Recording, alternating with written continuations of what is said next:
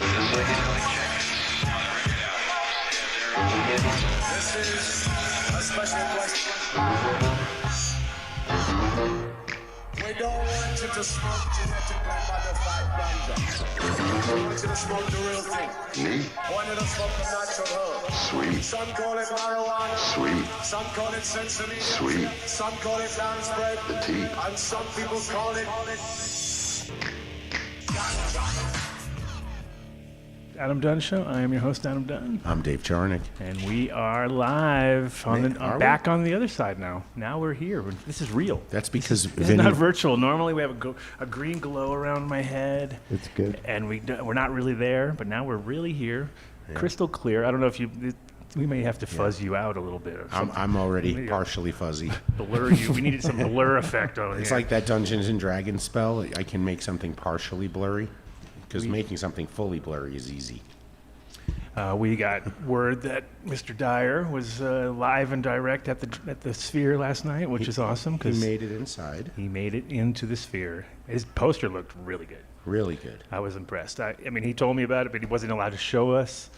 It was total top secret shit. He wasn't allowed to show it to anybody until that night, so that was cool. That was cool. He did describe it to me perfectly, so I was like, yeah, that's pretty much what I was expecting, the little fear and loathing vibe.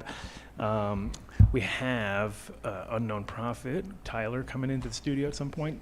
Is that the guy that wears the bag over his head? That's the Unknown Comic. Oh, okay.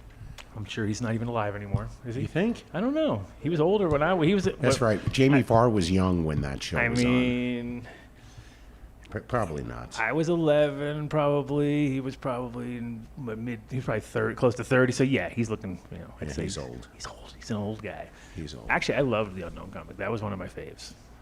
Well, I'm getting all these things in my feed showing you like the difference between ages of things like we're old. I mean, is really what it says. We're really old. With the movies that we really like to watch are 40 years old.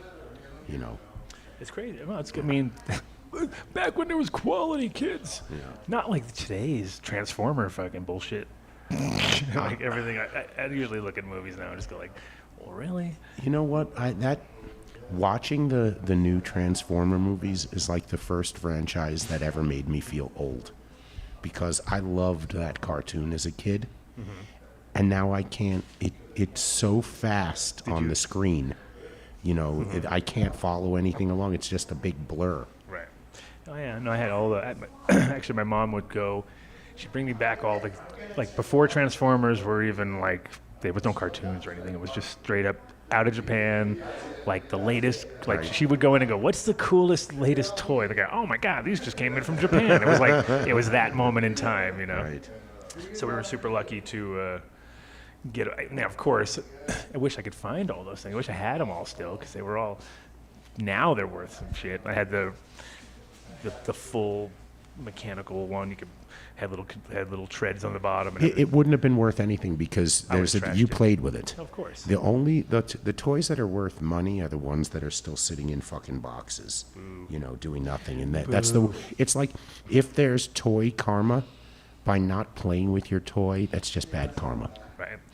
You got to play with them. So speaking of playing, we've also got, we got Kip coming in later with her crew from the OMG guys out in New York who are putting together, it's OMG venues, I believe. I saw that. And they're putting together some of the the best parties, I would have to say, in New York. But they are doing the ATL Awards, I believe they're called, and that's all things, or ATC, All Things Cannabis, which is... that's what it is. I saw ATC. They followed me, and I didn't... You were like, who the hell are these guys? No, I tagged them in the thing. You tagged them, too, so that's why I tagged them. Thank you. But, so, yeah, All Things Cannabis. They're doing like an award ceremony on Sunday for all the best parties and the best groups. And you saw the list of all the different people that were there. It's like Rouse and Dogs will be there.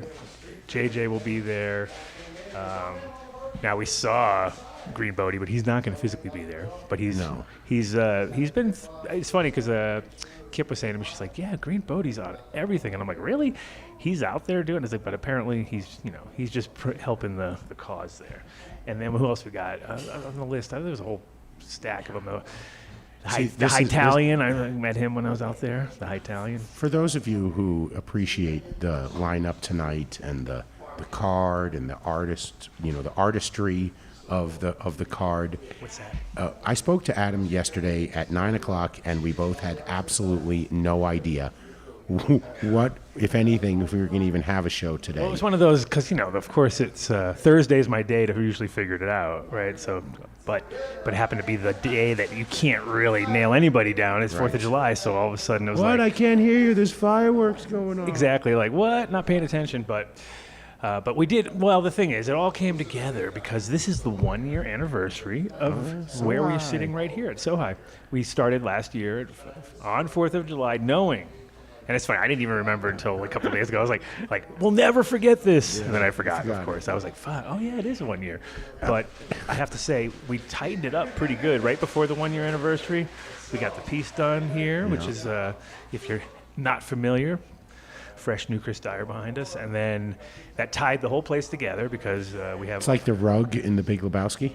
It's pretty much, you need... Tied the whole room together. You need to have that. You need that thing that brings it all together. And... yeah, made it so we can move. And of course, because now Vinny is actually killing it here. Like right now, he's operating the show. He's serving customers over there. He's got things on the smoker. He has 3 screens day trading. So if you want to know anything about stocks, bonds, crypto, or anything like that, yeah, Vinny's he's doing it all over it. But no, it's definitely picked up. I mean, the one thing that's funny is there's only two barbecue / coffee spots in America.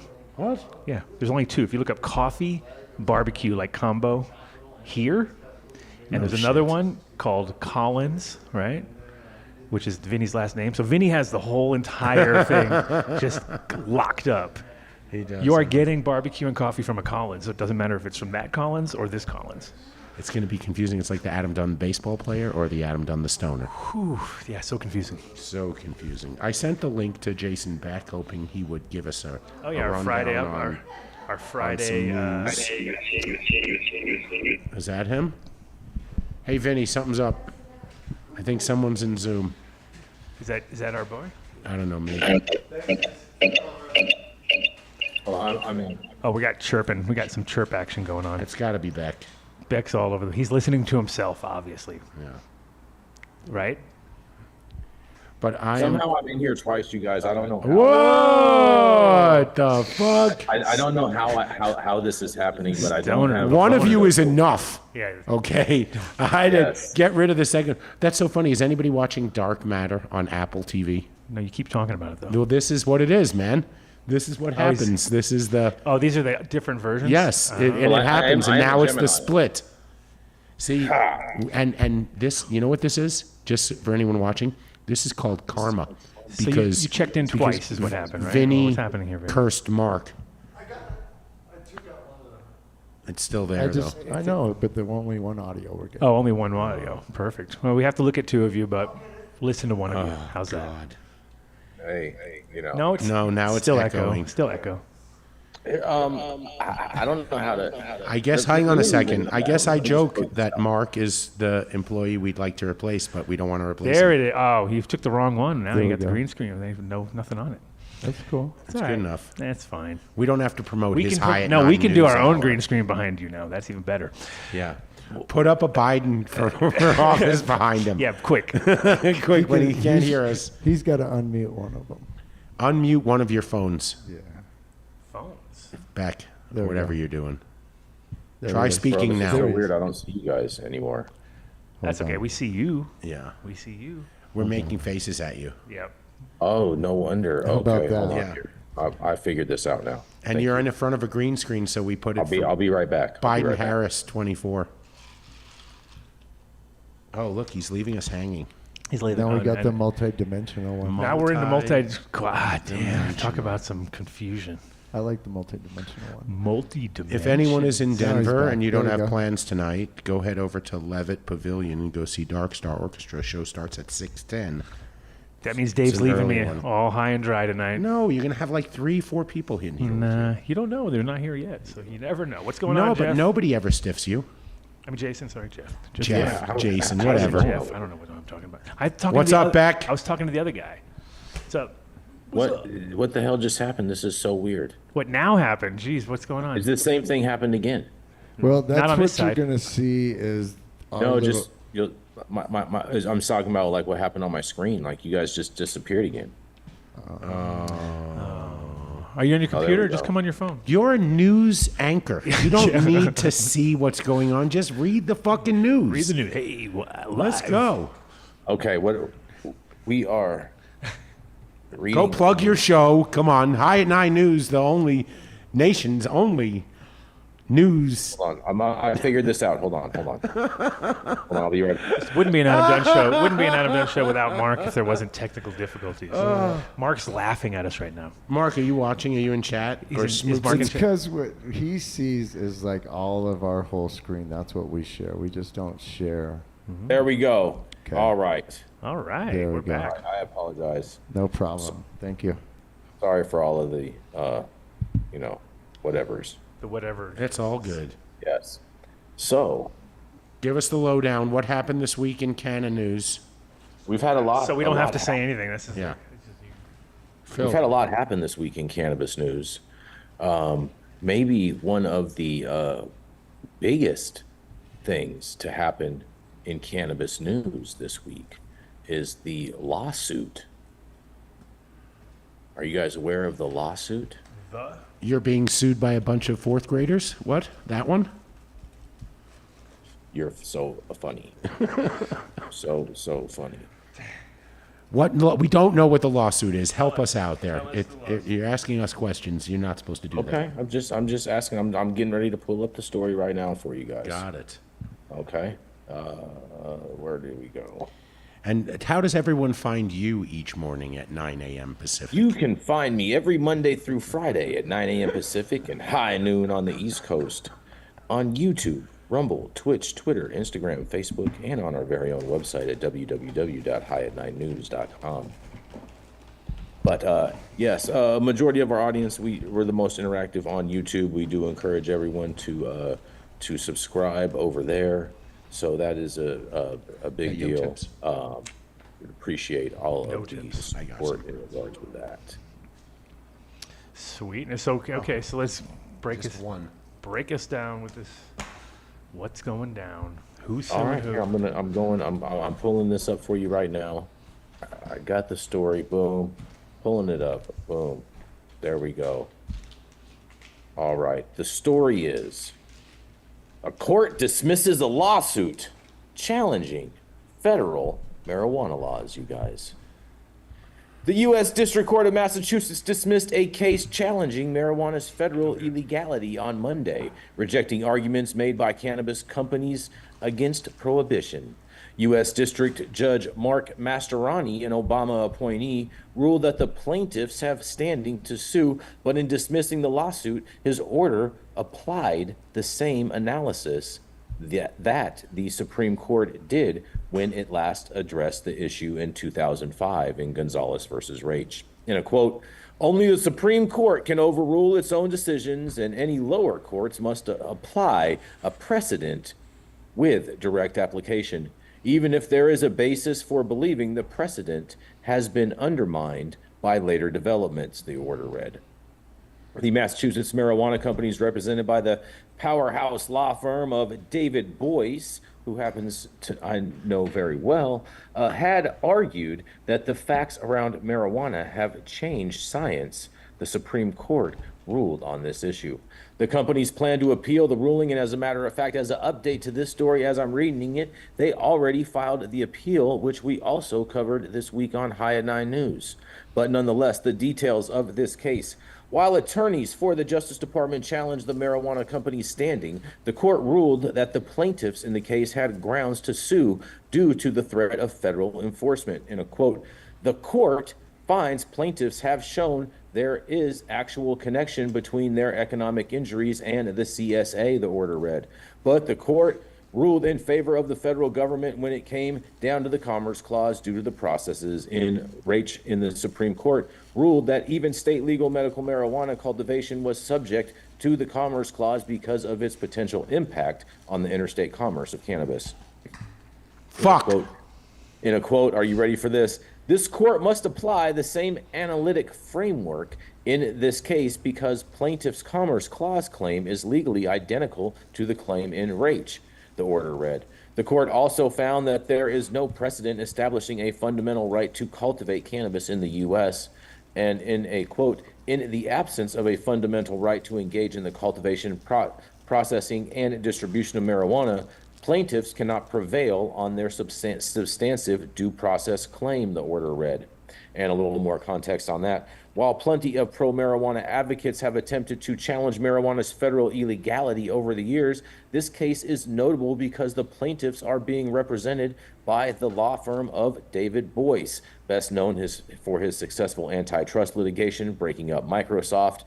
Josh Schiller, partner at Boyce, Schiller, Flexner, and one of the attorneys representing the plaintiffs, said that the ruling was fair even though their constitutional arguments were rejected by the court. In a quote, "I'm pleased with the substance of it because the court finally said we had standing," Schiller said in an interview. The timing of the order was serendipitous, he said, because of the Supreme Court's recent ruling on the Chevron deference, a legal doctrine that protected federal regulations from lawsuits. That ruling could imperil efforts by the Biden administration to loosen federal marijuana restrictions, making the canna provisions case all the more important to state cannabis actors, Schiller explained. And if you want to know what's next in regards to this story, attorneys on the plaintiffs plan to file an appeal, which they did this week, to the First U.S. Circuit Court of Appeals in Boston. Whether that court decides to hear the case itself or punts it to the Supreme Court, either outcome would be fine with us, Schiller said in the end quote. Man, you guys, what do you guys think about this? If I just listened to you correctly, it means we're fucked again, right? Means we're fucked again. Right. What makes you say that? Oh, am I not understanding correctly then what you were talking about there? I think this is all great news, personally. Break it down for us. Yeah, then help me because you lost me then early on. Okay, which part do you want me to break down first? Start at the beginning. Two parts. One is you want me to explain the Chevron doctrine. The Chevron and deference. two, Yeah, explain when you that want one. me to explain why this is a win in regards with the case. Yes. Yes. To all of that. All right, fair enough. So why I say this is a win is because they're following a procedure. So basically, how the court ruled is the court ruled. They said you do have just cause in your arguments in regards. However, this has to be resolved in a higher court due to a past judgment in a higher court, basically the Gonzalez-Raich decision back from 2005. And so because of that, they ruled on the same merits argued in that case. They had to rule the same because there was a precedent set by a higher court. So therefore, the only way to overturn a higher court's decision is to bring it back to a higher court, the same size or higher court, if that makes sense. So basically, because they filed their appeal so fast, and the judge also ruled that they did have a claim in regards to this, that this is why I say that this is a win. This is all part of the process, and we will definitely be following this closely on High at 9 News, as you should be too. Sounds good. I mean, Chevron doctrine. explain that one just a tiny bit more. That's just basically Chevron doctrine is basically higher courts can change their shit at any moment they want. I support less government, and if you support less government, then you would support this and be happy about it and stoked. It's the Supreme Court. It's the So basically Supreme what it Court. Is it the Supreme Court can kind of like fudge everything? Basically, is what it kind of sounds like to me. Basically, what the prior decision basically said that in parts of when it comes to like crafting laws and whatnot, that bureaucrats would have the final decision in parts where the language could be viewed as ambiguous or hard to decipher between the initial meaning of, and therefore that bureaucrats within these agencies would decide what the outcomes would be or what the interpretation was. So what the Chevron doctrine takes away is their ability to do that, meaning what is written as law is what is written in law, not some bureaucrat's interpretation of what the law is. Okay, so it's the opposite of what I was thinking, which is good because I was thinking like, oh, that gives them the right to do. Okay, so it makes it so they can't interpret it the way they want to interpret it. Yeah, and we don't want bureaucrats. We want bureaucrats out there. We want less Hell- government. We don't hell want yeah. these bureaucrats in there taking up all this government money revenue with That's all these extra classified. holidays and everything. Yeah, for sure. Less government, definitely. You have any good cannabis news? Like really, really good? Like, is there a state coming on? Are we any closer to interstate commerce? You know what else happened this week? Talk to me. Maryland hit $1.2 billion in sales. Damn. It's crazy for a small state, too. So. And how much is going to come back into the tax coffers? Well, you know what? That's what our story was today in regards with Governor Wes Moore's plan to really invest in the community and use these funds in some, let's just call them social justice ways or whatnot.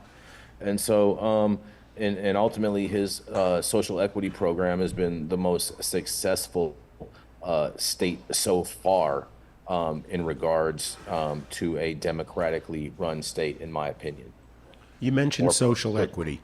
Are there Social equity program, yeah. Are there- To me, I think they've had the best results with theirs out of any other municipalities. So tell me, how does their program work? Because I'm extremely negative when it comes to successful social equity programs. I haven't heard of one yet, and I feel it's just a, Well, you're a going to way have to. to You know, I cash wasn't grab. the subject. I wasn't the subject expert on that in regards with this story. But everything that I heard, and I would encourage you to go and check out today's episode on YouTube at High at 9 News and check that out. Watch that today's. Let's see. Can I send you guys a picture of the thumbnail or something? You can. I can't. All right, let me Vinny's running the show tonight, so I can't guarantee anything will ever get on screen. What are we doing? Hey, what are we trying to do? what? You send us We're some. gonna photo. We're gonna try. We're gonna try. How was you guys' 4th of July? Slow. Right here. Yeah. Anybody all out there good. lose a finger? All good. Did it. If Oh, if you anybody guys are- wants to No, zoom I in, didn't who even do lost any a fireworks. finger? I didn't do anything too lose. Vinny might lose it. Tops was outside with like big boxes of fireworks, lighting them off, and I don't think he lost a finger. So we got to get him on shot too now. Oh, but we can't have that device on camera though. Oh, whatever, dude. Don't even worry about it. Let him. We don't give that guy any press. Whatever. We just don't talk about it. Stop pointing it out. Right. Stop pointing it out, man. What are you looking at? Oh, I was looking at that big gap in your Dab X there for a second, but you fixed it. Oh no, I was wasn't just gonna- letting it down. yeah. It was just- So, are you sending it to where? You got it? We got it? Did you send it to Where like? do you guys want me to send it to? Vinny? Send it to me, and I'll send it to Vinny. There you go. We'll make it complicated. We ahead. got, and we have Tyler in the house, Mr. Unknown. He's so unknown, he's just an arm right now. It's just, Where's the? There he You need is. a bag to go over your head, right? The Yeah, the unknown comic. Mic on. Wait a minute until Dave, we I turn don't your have your- I don't microphone. have Hold your on, email, Mike. Dave. I texted you the fucking I Zoom don't link. have this. I have this stuff on my computer, bro, not on my phone. Sorry. Look at him with his excuses. So what do I need to do?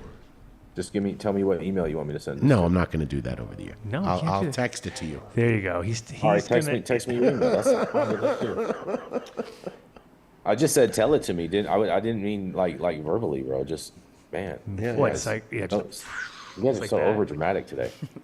It was 4th of July yesterday. I he's was got a worried show I to was go gonna- to. You see how? Yeah, I'm leaving. Did you see how frantically he rolled those joints? I was like, I hope he's not thinking he's going to smoke all those joints here because Vinny Where would are go you nuts. going? Oh, he figured me out.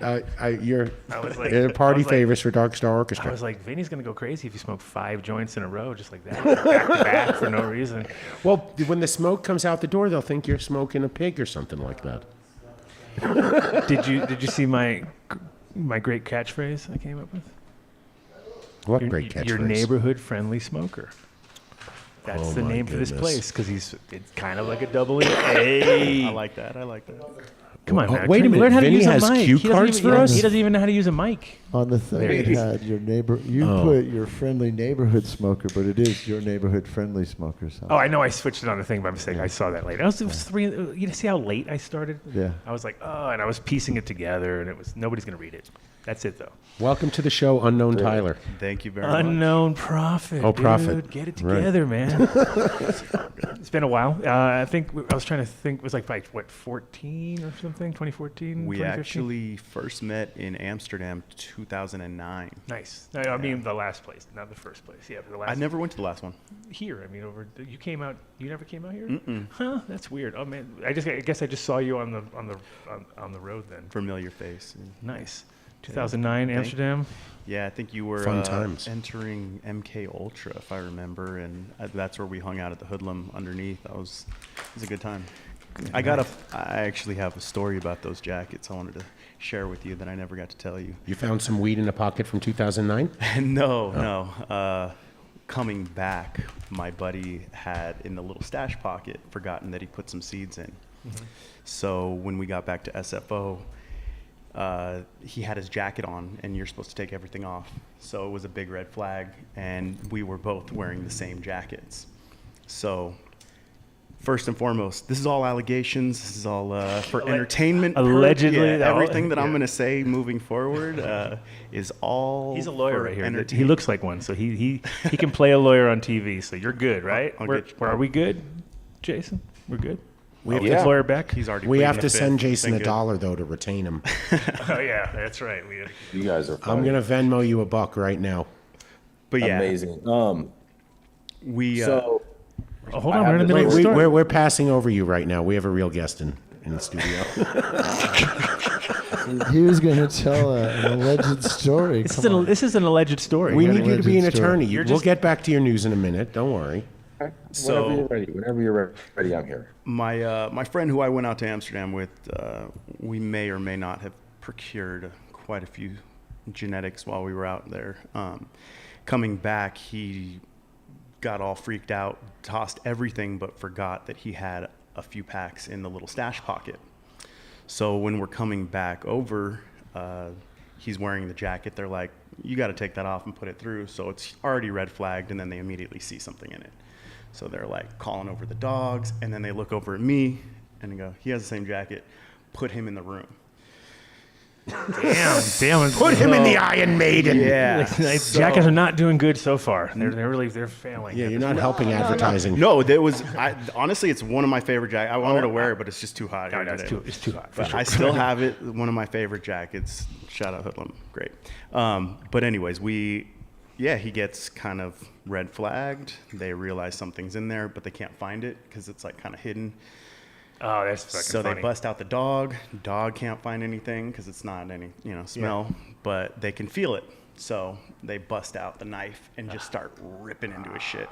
No. And and I'm kind of like, I'm in a room now. Yeah. They have a guard watching me in this like long room, and they have all my luggage towards the front of the room. And I have, allegedly, underneath my shirt, one of those like passport hiders with a good amount of seeds in it.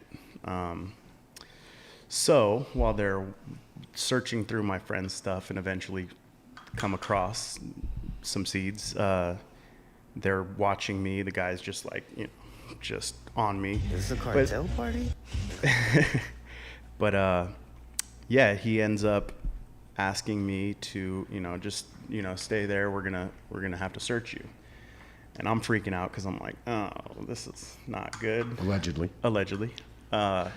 So it takes about 20-ish minutes. I don't know, probably less, but it just felt like an eternity. And the guy starts getting, the guy watching me starts getting a little bit just bored of looking at me. I guess I'm not as pretty as he likes to look at or something, but he starts kind of turning his, focus out towards like what's going on outside the door. So I'm just sitting there like, oh, what do I do? Eventually, as he keeps getting his attention taken away, I just click and unclick it, and I feel it like drop the little underneath the passport holder. So he gets called and totally turns. And while he does that, in one move, I just pull it out and I frisbeed it across the room, and it lands right on top of my luggage. Mind you, they had already searched my luggage, so that's why they put it to the side. Within 10, 15 seconds of that occurring, 2 other people come in, and they go, immediately look over at my luggage and go, did they search this? Yep. and then come over to me and say, yeah, we're going to need you to get up and take your clothes off, get down to your underwear. Wow. And I'm just like, oh, Down to your okay. underwear, Like, dude. I'm That's like serious. yeah, no. They weren't. This is, 2000. Did they make you spread and cough too? Jason, this is not one of your YouPorn videos that you go I'm to. just buddy. asking. Like, Yeah, it's like It wasn't that you're in telling me that depth. They made you strip You, down. you want to delete your browser history, spread and cough shit you've been looking Fortunately, at. it wasn't that in depth, but it was. They had me get down to my underwear, and then there was 2 X's on the wall that they had me face, that put my hands on, and they were like, "Oh, Please put your hands in the orange circles. This is a police control. So I'm sitting there, hands up, Gloves and knowing KY that come out I'm yet? good now. I'm like, oh, this is they don't, yeah. So they go, we're gonna have to reach underneath your testicles and feel and blah. And I'm just Damn, like, you well, got and a I full- turn around like, you're not even gonna take me to dinner first, right? And simultaneously, all 3 of them yell at me, look at the X's. And so I'm just like, oh shit. So I sit there and they do whatever, can't find anything, and I'm just like, wow, you guys aren't good at your jobs. So yeah, I ended up getting away with that. That's and, awesome. And so they let you just like after you put your clothes on and they just like grab your luggage and go kind of Yeah, thing? and then I asked the guy who touched my balls for his number because he was like really nice about it. No, I'm Nice. just kidding. You're like, you got good touch, man. Yeah, it was caring. But so. that's a bold move and a definite. Take drugs, Danny? That's a good fucking angle. Definitely with almost. So what happened with your friend though with his seeds $500 fine. for the 1 pack? I think it Or was a couple packs, but it was a surprisingly light slap on the wrist. But mind you, I had a lot more than he had. He actually ditched everything before coming on the plane. And I think that's been kind of the standard for a long time. If you because they're so low on their totem pole with the seeds Yeah. at that point. Because I had the same thing around the same time, but and I had this. It was like a similar story because I had the jacket. Right, same jacket story in a weird way. But I had come through to New York. My luggage got flagged somewhere, and I didn't realize it because a whole bunch of people on the flight didn't get their things. So we all kind of went together. Hey, our bags didn't show up. So I was just thinking like normal deal. Went to my friend went to see DJ Mateo allegedly, and he's like, hey, every time he's in Amsterdam, I take care of him. So he's got jars of buds. He's like loading them up for me, and then. I don't know. He's like all proud because he has a little vacuum sealer. He goes, "Do you want me to seal it for you?" And I was like, "Yeah, sure." He seals it up. I put it in my secret pocket. Go back. I'm driving back past the airport. Phone call. Hey, your stuff's here. I was like, "Oh, cool." I go in, do, and I'm wearing the jacket with the weed in it like an idiot. Go in, and they're like, I see my bag sitting up by itself with a humongous bag full of seeds next to it, and I'm like, "What the?" And I didn't recognize the bag. But I'm like, why is that even there? Mm-hmm. And then it was like dawning to me, like, You're fucked. when I pack, I usually pack like super late at night, the night before I go, really tired, done this many times, just like start throwing shit into the bag. And I don't know what I was thinking, but it was a bag of seeds that Rob Clark had picked up, or allegedly had gotten from a bunch of different. All the breeders give him seeds, and he's like, "Dude, I can't. I'm just gonna give this to my friend." And I was like, "Oh, I'll take care of it. I'll just hold it for you," because he's leaving town. And I just threw that thing in my bag. Anyway, the worst part is I had my business plans in there, and there was all my hoodlum gear stuff, and they had like my jacket with arrows pointing to like the secret pockets, like secret pocket, hide. And so as I walk in, the guys go, hey, man, it's okay. Because I tell them, like, those shouldn't be there. They're like, $500 fine, sign right here, you can walk out. And I go, okay, cool. And as I walk over, they go, oh, wait a minute. If you step across this line, we have to search you. So, and I was just like, oh, that's not good. You know what I mean? Added to my tab. And then the guy leans into me, and he goes, is this one of your jackets with the secret pocket in it? And I was like, holy fuck, dude. They've been, like, reading my business plans all night. Like, this guy's an idiot. Like, he brought a bunch of... And so they were like...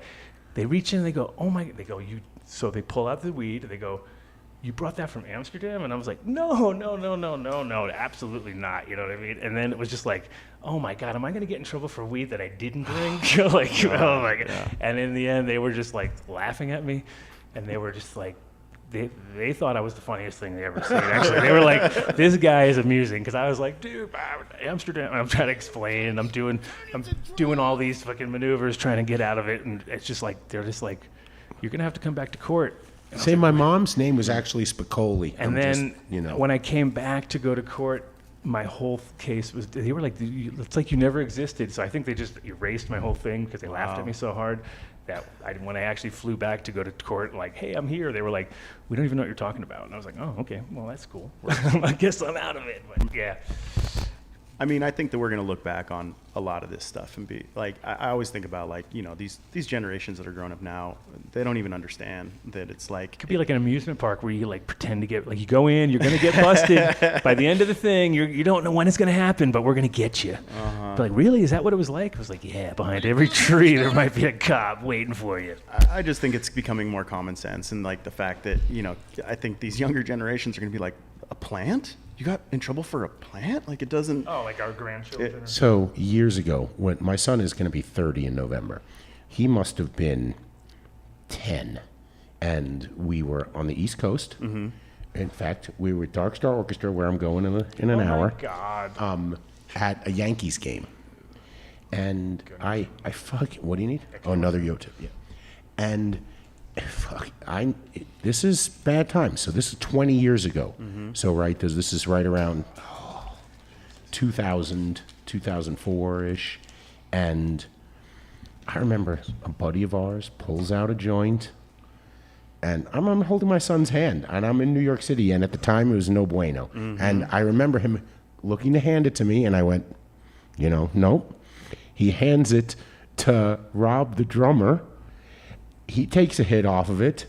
A second later, there's undercovers showing their badges, and they've cuffed them and took them away for smoking outside a Yankee. I mean, cuffed. Yeah. So I don't think this generation will ever appreciate how quickly it can fucking turn for you. Yeah, I have a very similar story as well, where I didn't smoke, but I was around people smoking, and a cop saw smoke, smelled it, and came up to me. You looked the and most said, suspicious. "Yeah, You're like, I this was." guy. You thought you smelled like weed.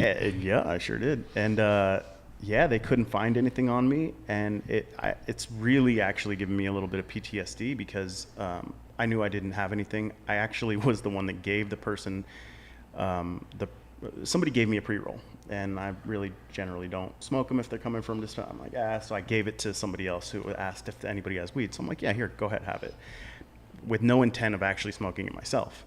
So when it came to me, I was like, no, it's okay. And then he goes, oh, here comes a cop. So I just took it and flicked it so that there was nothing, Right. The cop comes up immediately, puts my hands behind my back, and I have a group of friends around me that are all saying, like, what are you doing? Kind of getting on this guy.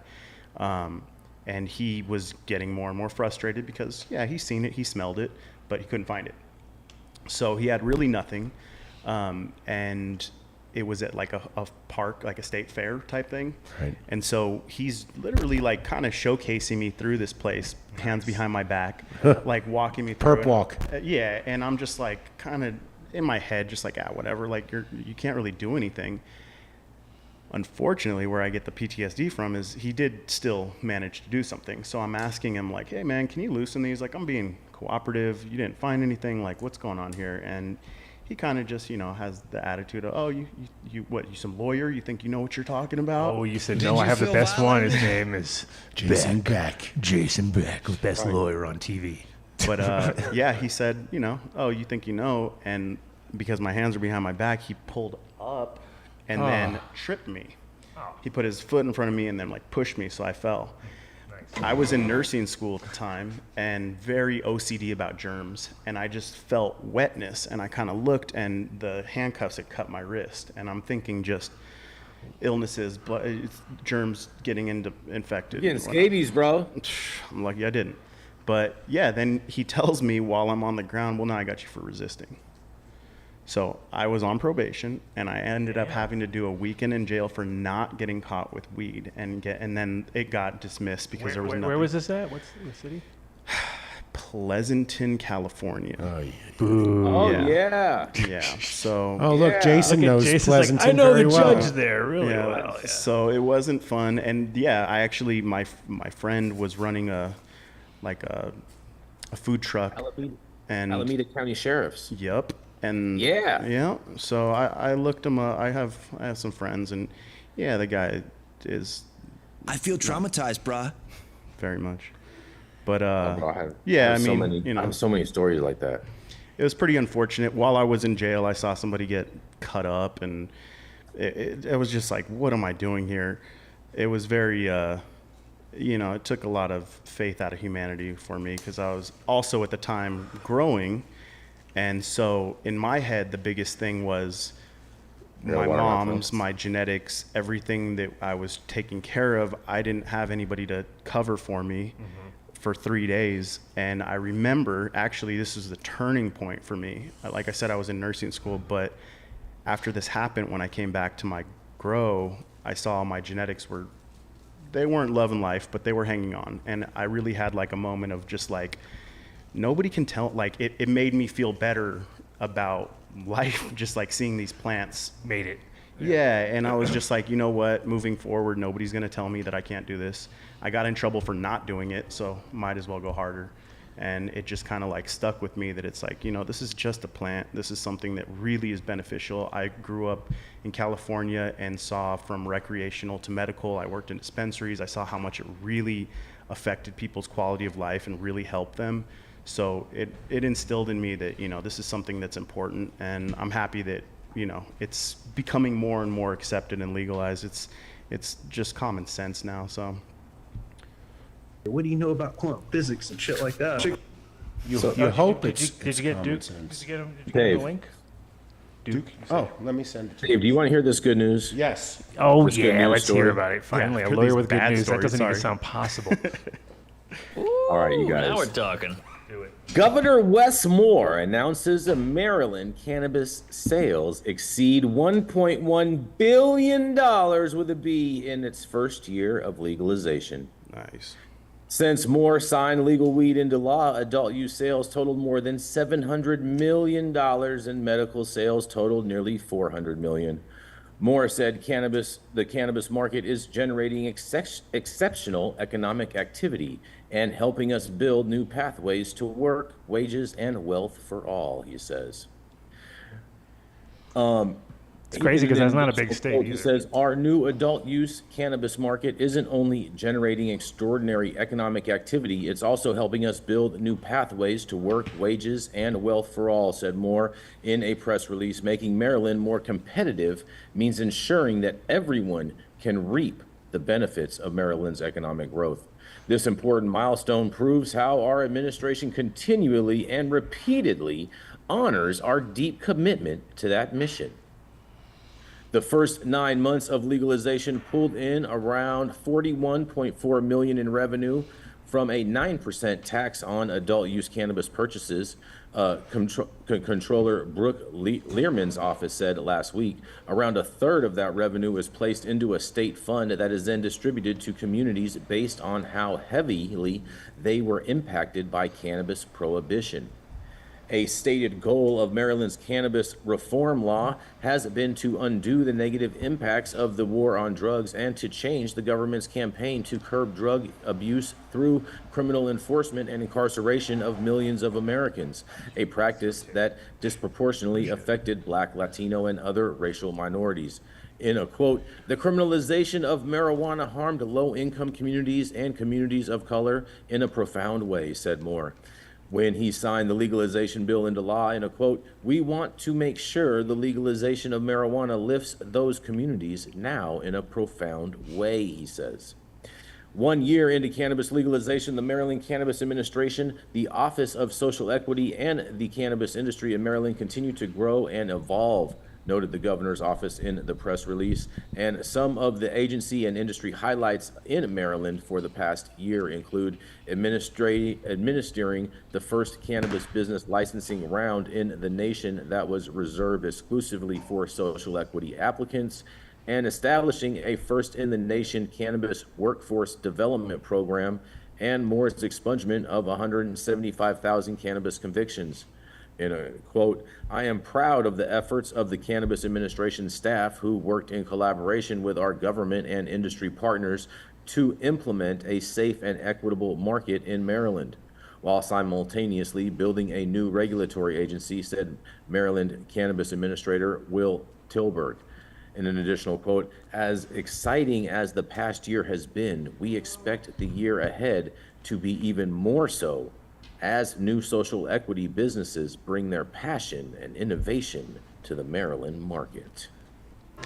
So how many people are in Maryland? Not even that many, it seems like.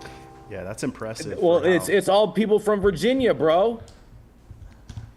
So they went recreational this time. So this is a first year rec. Is that what it is? Or Adult use. yeah, so adult use. You know, recreational is a politically unsavory terminology. Isn't that the reason why states should consider, border states should consider instituting like rush policies when you look at how much tax revenue they're missing out on because it's all their residents crossing the border? You know, it's like when I went to school in Syracuse, we used to go drive across into Canada to get beer because we could buy beer at 18 and come across, and you could possess beer in New York State. You just couldn't consume it.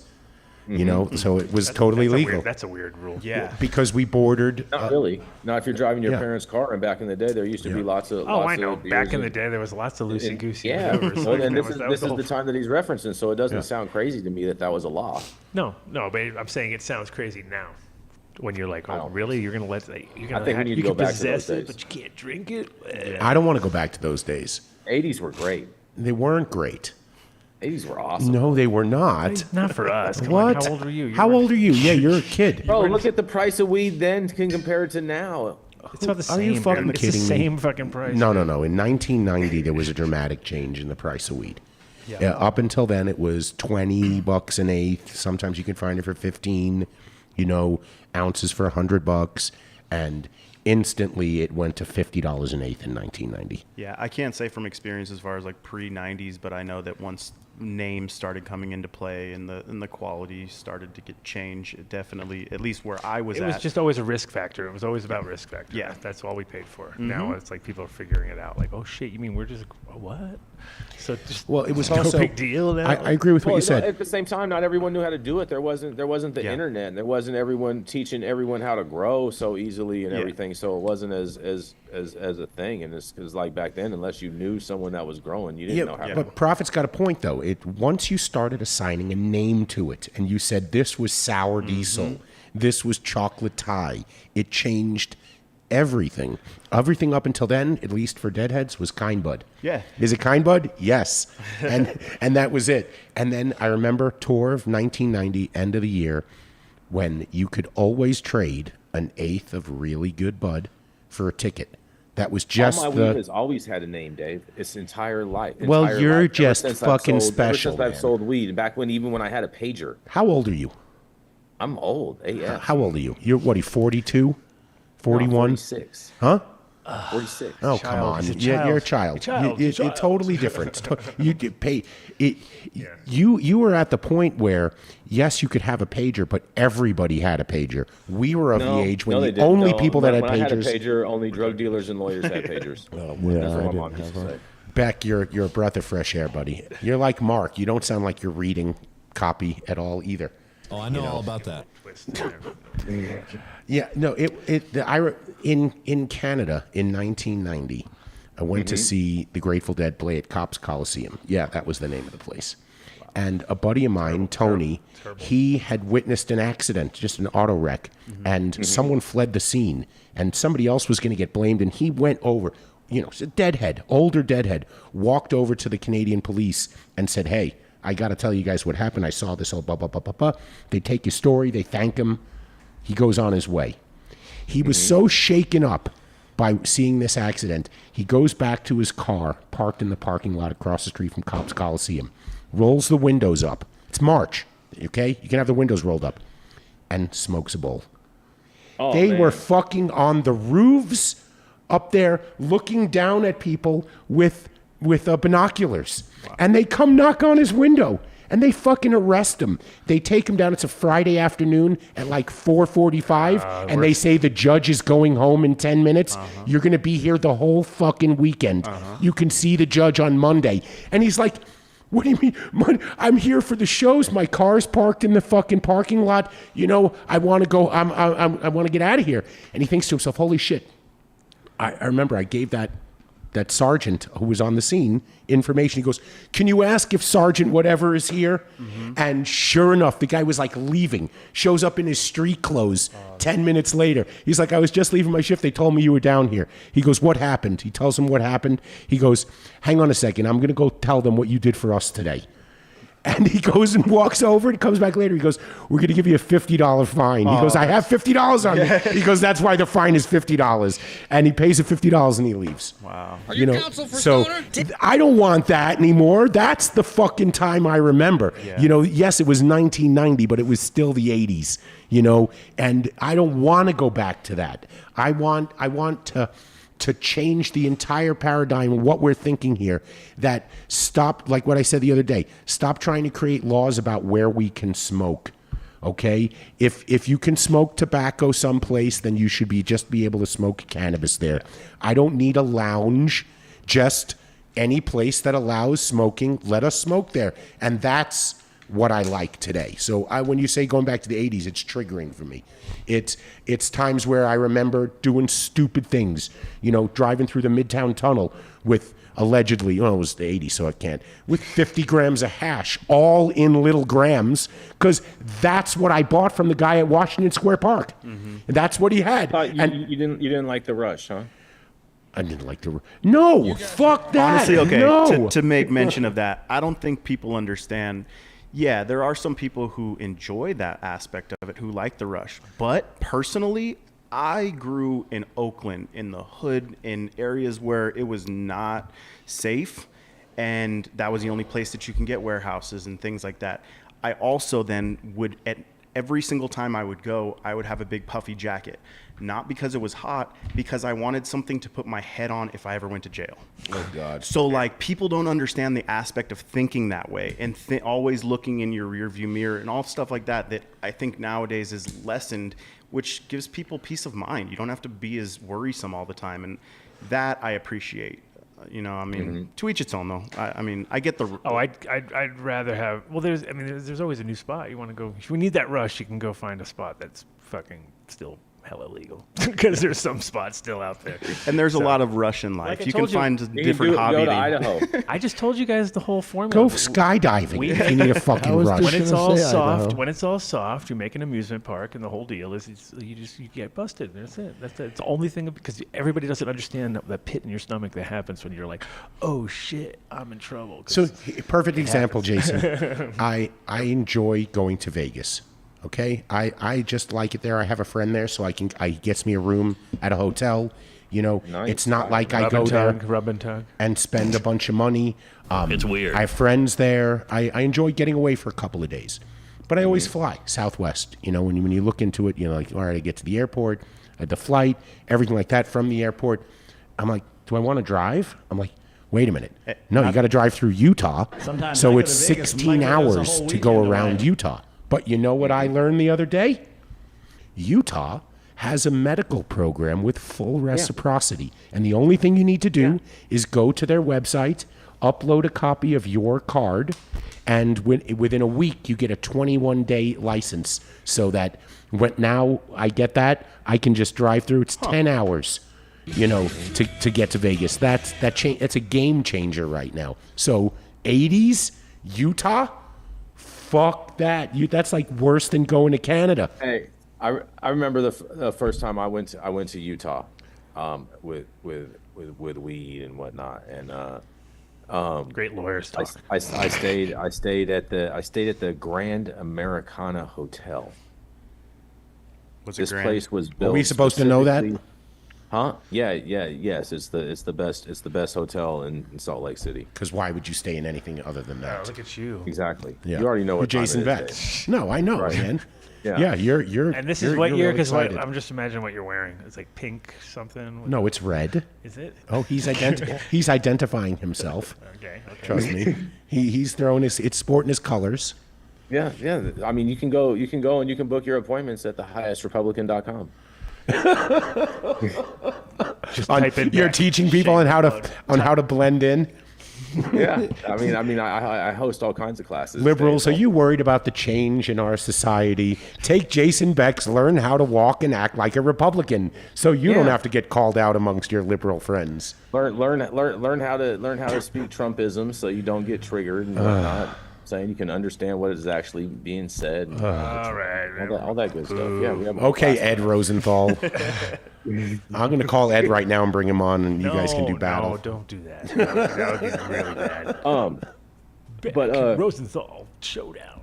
Oh, you guys are fun. No, but no, man. And I have another story for you. I have a Colorado story. All right, that's good. Or I have your choice. Story. Or I have a mushroom story. I could do which either one. They could blend But it. Are you pressed for time? I mean, you can We are a only 3-hour show, so it doesn't really matter. No, I'm all good. I just, you know what I mean? toss it Hold around. on. All right, so here we go. All right, Here we start go. with Colorado. We're gonna bring it to Colorado, where you guys are. Okay. Makes sense. Okay. Are you ready?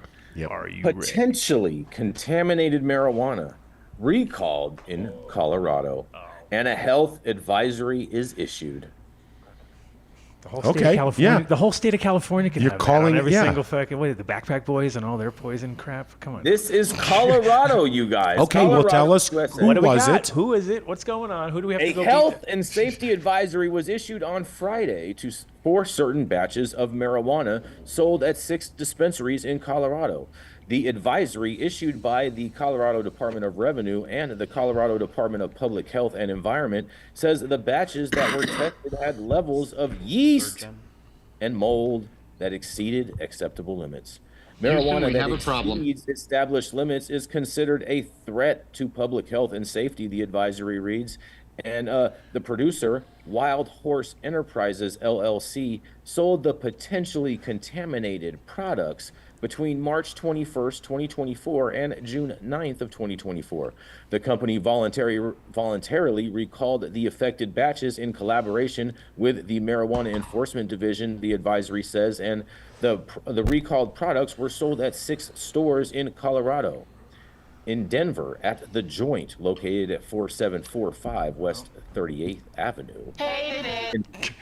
In Pueblo, Maggie's Farm, located at not 4803 North Interstate 25. No, And Maggie. Garden City. Not Maggie's. Maggie. We had him on the show.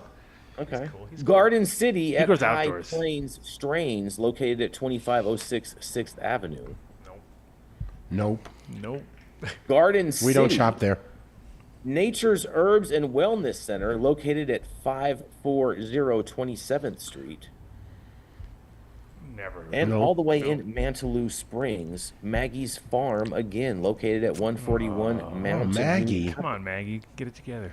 Can't be dead. And Walsenburg, over if you're all the way out in Walsenburg, at Bud Hut, located at 973 U.S. Highway 85 through 87, Suite 300. Oh yeah, once you get a sweet in there, That's a serious. That's when you know you're out there. You're shady when you got a little sweet highway. attached to it. You're like, oh, that's not. We're in the Yeah, back, yeah, and oh. where it says no parking, See that you thing can park over there. We're not quite Is there there. any mention of the strands or whatever that was actually? I'm gonna go into that. Yes, just since you asked, marijuana consumers can check the containers of any of the flower purchased for a retail marijuana cultivation license at harvest batch number. The advisory asks that products with the following cultivation license or batch numbers be disposed of or returned. And the retail marijuana cultivation license number is 4. Get your pens ready. I'm going to start over again, okay? Get your pens ready. It is 403 R as in Robert dash 01069. That number, again, cultivation license number 403 R as in Roger dash 01069. Damn, And they were have- so Hold proud on of a it. sec. Let me check. Hold on. Everybody's no, we don't have anything. No, we don't have There's two harvest batch numbers, you guys, that you guys should shit. write down and How'd be they have to have a concerned. 69 at the end? That's so cool. Harvest Nice. batch number G as in good, P as in pounds, 012524, F as in You fire. shouldn't have given that number out because now all the people won't go to your website to grab it because they have it already. Yeah, then no one's coming to your They're state. driving traffic. So Thousands, if you want that millions. number, you have to go to highat9news.com Yeah, keep and it- you can Fair grab enough. it there. Keep it from him. Yeah. Look at him. Fair He enough. just They can head over, he and just there likes it still because is it's one more number Colorado. that Like I that's all. love. He's just trying to dig it in. Like, ooh, look, Colorado had 3 bad batches. Cali can't keep up. You couldn't. I You'd have think a whole. every batch in you'd have a- Colorado is bad. I would imagine. I'm consistent. I was asking You know what I because, mean? like, I think sometimes the dispensaries don't, they're purchasing product, and if it comes with paperwork that says it's clean, I sometimes try to give the caveat that maybe they don't know, they weren't maybe trying to be intentional. If it's their own grown things, then that's different. But if it's, if they're white label, Yes. Well, I think definitely. Like with Maggie's, which is interesting because back in the day, they were the only people that would grow. They did all their stuff outdoors, which is crazy, and they did it once a year, and that was because it's Colorado. You can't. They didn't have any greenhouses. They just pulled it off and somehow managed to keep it rolling. And I was just like, how are you doing this? And it was just like Not selling it all at once. unsustainable. yeah, but they're allowed to purchase from other people. Oh, then I'm sure they just all rolled into that. So that's why I don't know if it was from their stuff or not. Yeah. Not What- to say that I it's mean, ever again, good to have. wait, any Look at the smile on his face. All right, you're having too much enjoyment in Well, the this, problem with Jason. the testing is that sometimes it's like it's completely organic and it fails because it has kelp in it or something. Well, hold and on, you're hold like, on. Yeast is a serious thing, and Oh, I goodness. did not learn about this until after the story, to where someone that I actually knew reached out to me and said that yeast is a serious lung issue to where they have like a lifelong problem where they've lost 60% of their lung capacity from that. And I'm taking nothing away. You're probably correct. I'm not a doctor, but if we really want I'm to not start either, to but talk I'm about not it, how many people died in California during Vapegate and vitamin E acetate? How many people died buying moldy, contaminated cannabis at medical facilities when they were immunocompromised? Okay, it all happened in California. yeah, on your Okay, watch. on your watch. Your watch, my when friend. you were supposed to be overseeing You were in this. charge. You were the hi- writing. You were writing law. You were helping there. You're, like, You're the yeah. highest there's something Republican. wrong with You're supposed to be talking to all your Republicans in California because we know it's a Republican-controlled state, and Dave swinging. Wish it was. Dave swinging for the fences over here. It was. so I know you're having a little pleasure in that something happened in Colorado, I know. but I mean, we covered we covered go to your mushroom story now. Yeah, mushrooms. Hold on, one more thing. Nope, I I'm going to gotta cut your mic off. I think there's something wrong with these drugs. Go ahead, Prophet. No, I was just gonna say that, like, I just came from California, and they just did a thing in LA Times about all these bad tests and things just completely dirty, and it's like I think there's a lot of discrepancies in the tests. One, I'm not saying that it is true, but I think it's very possible to fudge numbers and have relationships What? with these tests. 49% THC. I know it. numbers are Adam's weed is 100% that fudge. fucking fire. But like, it's still all, not all even. numbers are 100% fudged, and I believe that to be in Yeah. every single state, not just exclusively Yes. to California. But I don't then- buy any of that. Yeah. no, it's only California. Everybody, this is a nationwide. It's a problem. It's Yeah, not exactly. just It's a problem something everywhere. happening But in I'm saying that, California. like, even But- the testing standards in California, like they on that, I think in that article, they test for 9 things. Well, now there's other things. No. That article tested for everything that because we did a whole special. I did my first Sunday special report, which you can go and find over on our channel at YouTube and check that out. Over at High 3 times or 4? How many times has he plugged this show? I gave So, him a free one. Now he's thrown 3 in. Well, we're just gonna keep on plugging along, Dave. You know how we roll. I'm just saying, I'm all for- So this article though dealt put the with link in the testing chat. for everything that California tests within these products, along with everything that cigarettes are tested for. So there's a whole bunch of chemicals that were tested for that are not tested for in this product within California. Nice. If that makes sense. Yeah. So I view that as kind of like a skewed kind of thing because to me it seemed like it's kind of targeted against some brands, you know what I'm saying, in particular brands or whatnot, and there was no adequate size that's been displayed as far as like, oh, we took X number of samples from this brand, X number of samples from this brand, X number of samples from this brand, because they have some brands they have like 13 things for, but yet some brands they have one and other brands they have none. And so what's the thought process? I want to know within that, because that to me doesn't make sense. Yeah, no, I'm just saying that the testing standards can never be lowered. They just keep getting better, and people need to be more honest with what they're growing, and not, I don't know, it's just sad where we're at. And I'm not trying to take away from the fact that there's a lot of dirty product out there, because that definitely is true. But at the same time too, there's no proof that anything that was purchased in regards with this whole study was purchased from a store or from the trap market. So you know, there is the possibility of that some of these things were counterfeit products that were purchased and then tested, and so this could be a whole, you know what I mean, whole whatever. But you know, that's a whole nother rabbit hole if you guys want to go down that one. Look at you starting waves. Could have been that straight from the streets. Yeah, straight from the streets. Fake backpack boy stuff. Who are you trying to cover? Nobody. I'm just I call balls and strikes. Oh, and goodness if you don't, gracious. if people have asked for receipts, from my understanding, in regards with like a chain of custody of the products that were purchased and whatnot, and that can't be produced, then I think that throws some red See, flags I'll out. argue that the system is so flawed before that. What's Oh, of happening course. within the lab? What are their Yeah, cleaning I'm saying the procedures whole like? thing is- How do they run control groups? You know, does anybody in the lab, do they come from any sort of either educational or employment background in the pharmaceutical industry where if they did it incorrectly, people died? You know, so I'd love to. Yeah, we saw know how that worked last time.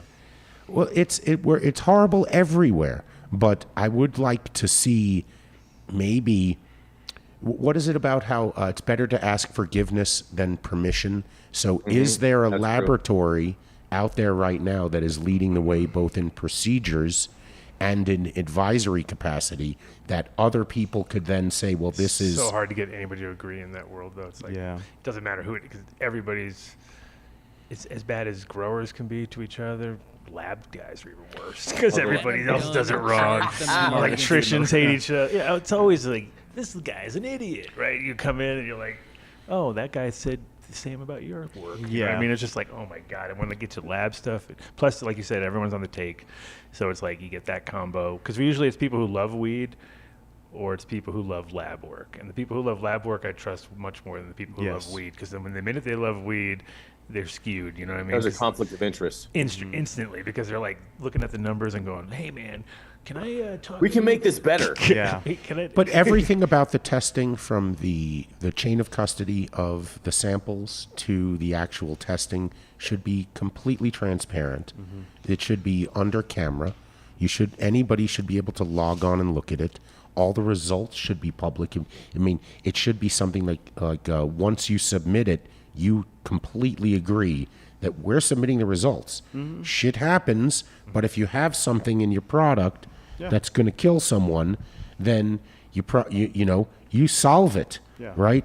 You should know that. So it would encourage companies to have their own testing equipment to test their own cannabis first, so that they can go into this with an understanding of, we've done our own testing, so you're just going to confirm what we already know. And if you fuck it up, then we know you're the problem. Because, right, how do you wind up? Your lab says, well, yeah, our last 10 samples, all these people had the same bacteria. And you find out, well, they didn't have it. Messed up. So there has to be something there. And I think it's unfortunately going to make government even bigger the more we try to have individual bureaucracies control each tiny little... It's complete, but we need some direction from the top. And the way alcohol... You're not going to get any with this topic that's going on right now. I know. Well, you guys saw that. What do you guys think of that? We're not going to discuss that. Don't date the show. Don't date the show. Yeah, come on. We all know. Who the fuck knows? I have to ask. I said it before. I said it before the show. I said all they got to do is not fall off the stage, and he pretty much did that. Yeah. So it was like, It was horrible. Can I give some? Are you asking me to say live on camera that it needs to be anybody but Biden on the Democratic ticket? I would absolutely say that. Because I would absolutely say that I have an almost 16-year-old daughter, almost 20-year-old, almost 30-year-old, and for them to look at that stage was, when you think, that's go enjoy your grandkids. Yeah. That's what you should be doing. He looked really fucking old, staring into space. And I don't want him to have the codes, and I don't want the other guy to have the codes. I'm not saying that they'll put up anyone, because I've said this to you before. The Republicans play the game of politics much better than the Democrats do. Yeah. And they fucked us. They both fucked us over. And let's hope we have for whatever it comes of it, we still have a free and open democracy. So I take the red pill and I get a girl with big boobies. I give me a pill. We will. Give me a pill, Vinny. And I anticipate that we will. Yeah, I don't know. It's just scary with the recent Supreme Court ruling too, of just all this immunity. Which one? All of them. Yeah. No, anything I that think they've they were been all doing. fantastic. Of course. Yeah, I was gonna say the lawyer. How do you says- spell highestrepublican.com? HIGEST Republican. REPUBLICAN, Dave. But I'm sorry I asked. it'll be an interesting. You don't believe in less government? Okay, cut his feed. Duke, I sent you the link. You're like, no, because Jason's on. Well, we're kicking him off now, so you should zoom in, Duke. Oh, there you go. No, we don't have to kick you off. Just we have to find common ground on all of this. It's ridiculous. We shouldn't be divided. We should be united. We've had problems in the past way worse than this. We've figured out a way to work them out. 100%. 100%. And I just want cheaper gas, and you know what I mean? Yeah, you'll get your cheaper gas. I'd like to have eggs back at a normal price again. Eggs. That's it. That's all it takes is cheaper gas and eggs for you. You I'm obviously a don't simple have guy. daughters, right? All right, we're not going to go politics. So, you have any, any, being the prophet that you are, is there anything you want to warn us of, or anything you want to encourage us to do? Well, he came from Cali to Colorado, so there you go, Yeah. right there. That's one loss for you. One loss. I mean, one to us. I can't explain crazy. Okay, I'm sorry. I don't know. Maybe they were paying more money, so it made more sense. I don't know. I mean, the Colorado company's got money. Well, I mean, you're talking about gas prices. I just came from California, where it's $2-3, sometimes more than what it is Exactly. here. And I hear people here complain. I literally heard somebody complaining about Biden and the gas prices here, and I'm like, I just came from somewhere where it's multiple dollars more. I don't to me, it's foreign to be it's just bitching to bitch. You're gonna blame every. Gas was I remember when it was under $1 when I was a kid, but it's If you the vote for inflation, me, where all we're of at. your wildest It's dreams just will come true. There was a moment in time where, around 2019 here, where it went down to 99 cents, and I was like, "Holy What? fuck!" Wow. And I was like, "I can't believe I'm back in time." Yeah, Remember that? yeah. Remember that? in LA, With your- I with seen your it King past Soopers $7. card, you could get it for No, it 99 was cents. there at the fucking pond. Ring. I was like, 99. "Holy Dave. shit!" What? Can I give you one more criticism that I have Dave, about this? what's going on? Oh, now? go right ahead.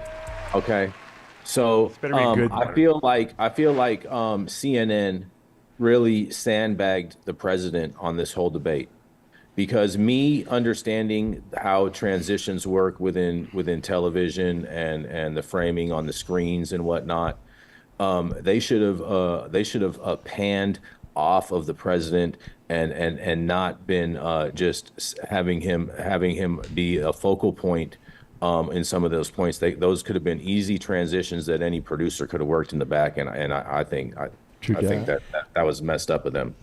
You know what? They do I more only transitions in watched the Stanley Cup. I only watched 60 seconds of it because I couldn't believe what I saw, and I had to turn it off and just it's a pleasure find to some have you on. balance. No, I disagree with you.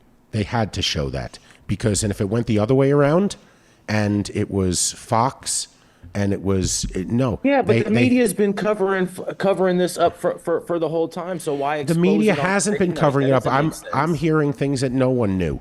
They're all going crazy. Dave's hearing things that one. This was it. What do you mean? He's not qualified. Neither of them are qualified. Yeah, to be very clear. You know, I would rather have a moderate Republican. I would take that over any of the two choices right now. You know, but it was scary to think that he's a grandpa. Yeah, he should be doing grandpa things.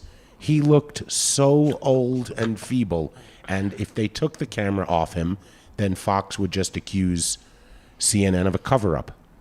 And you would call it a cover-up too. So they, it had to be. Well, that's because it is, and it always has been. The whole time that he's been in office, this has been this situation. So it's not like it's anything new. It is new. You think there's? It's not. It's only new that you guys finally actually saw it. That's the only thing new. This is something we've been watching the whole time. It was Weekend at Bernie's. I'm going to Dark Star Orchestra in a few minutes, and you can discuss this with Adam. Ugh, no, that's boring. Yeah, you're so silly. That ain't happening. You're so silly. Yep.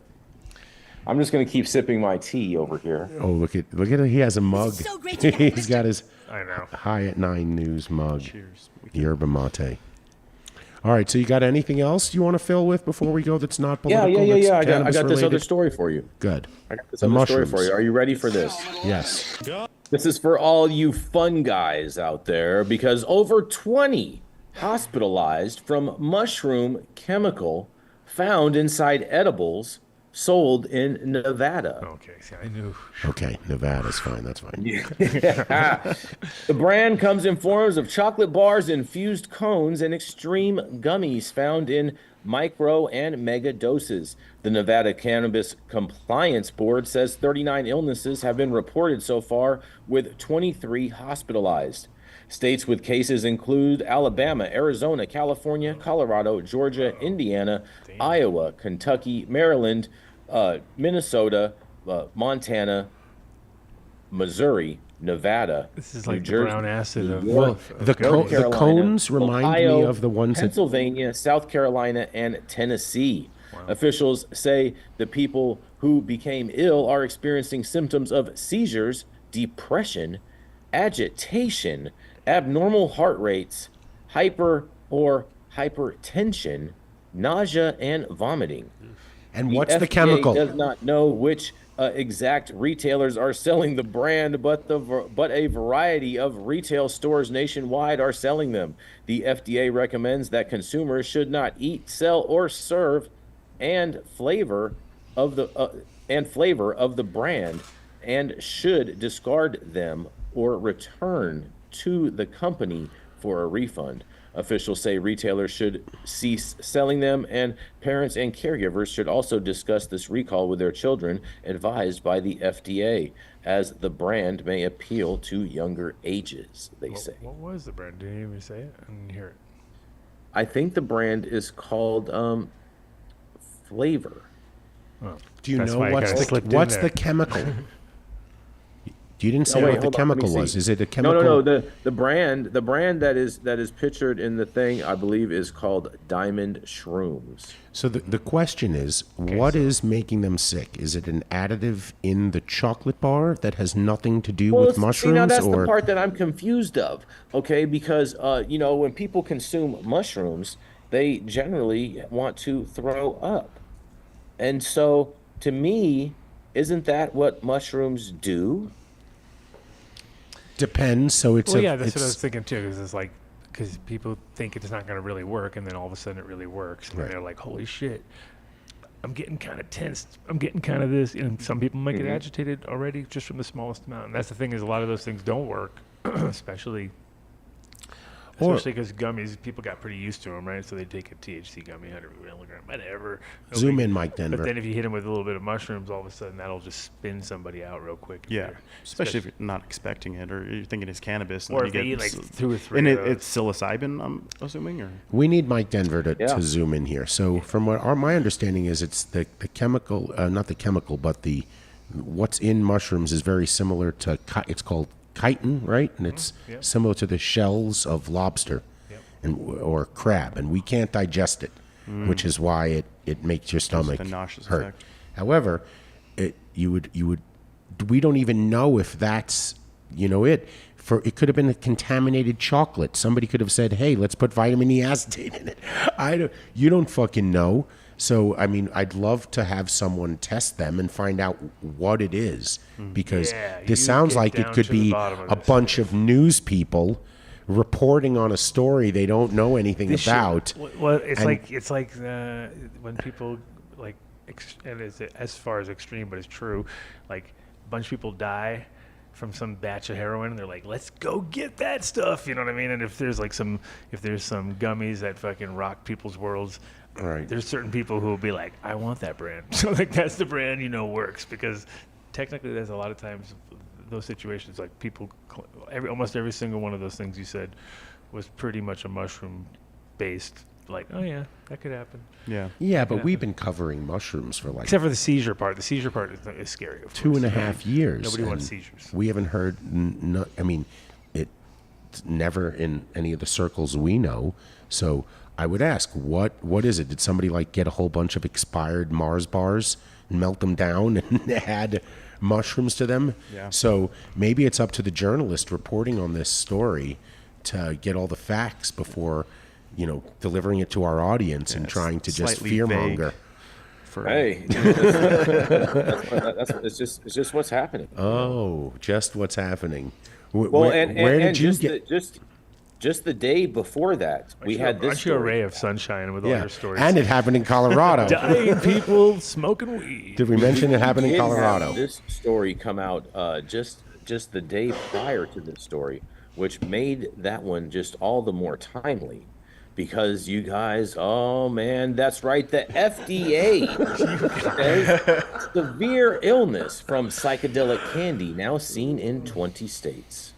Which ones are these? It's Inside Baseball with Adam Dunn here, Is this a different one, or is this the same? Ongoing U.S. Food and Drug Administration FDA testing a microdose psychedelic candy linked to dozens of illnesses across 20 states has been identified in several of the product's compounds as possible causes of the symptoms.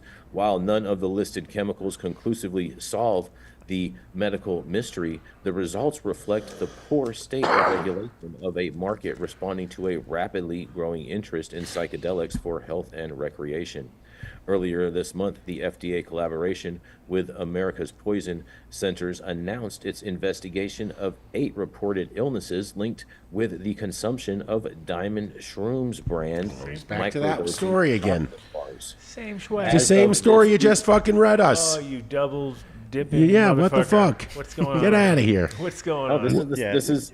Are you in the Matrix? Did you just repeat? You're the fucking cat. You Max Headroom. Diamond Shrooms, bro. Yeah, you guys want to know the brand? You just told us. Same brand. Same brand. Is there a new brand?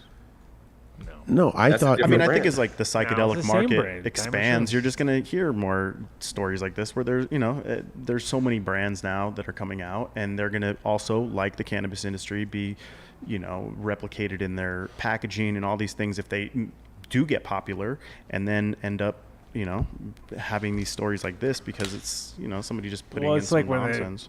Like anything, the more volume you have, the more chance you have of getting popped in some way, shape, or form, whether it be bad testing or, bad batch here or there, especially if you're buying in from shit, then it totally opens you up.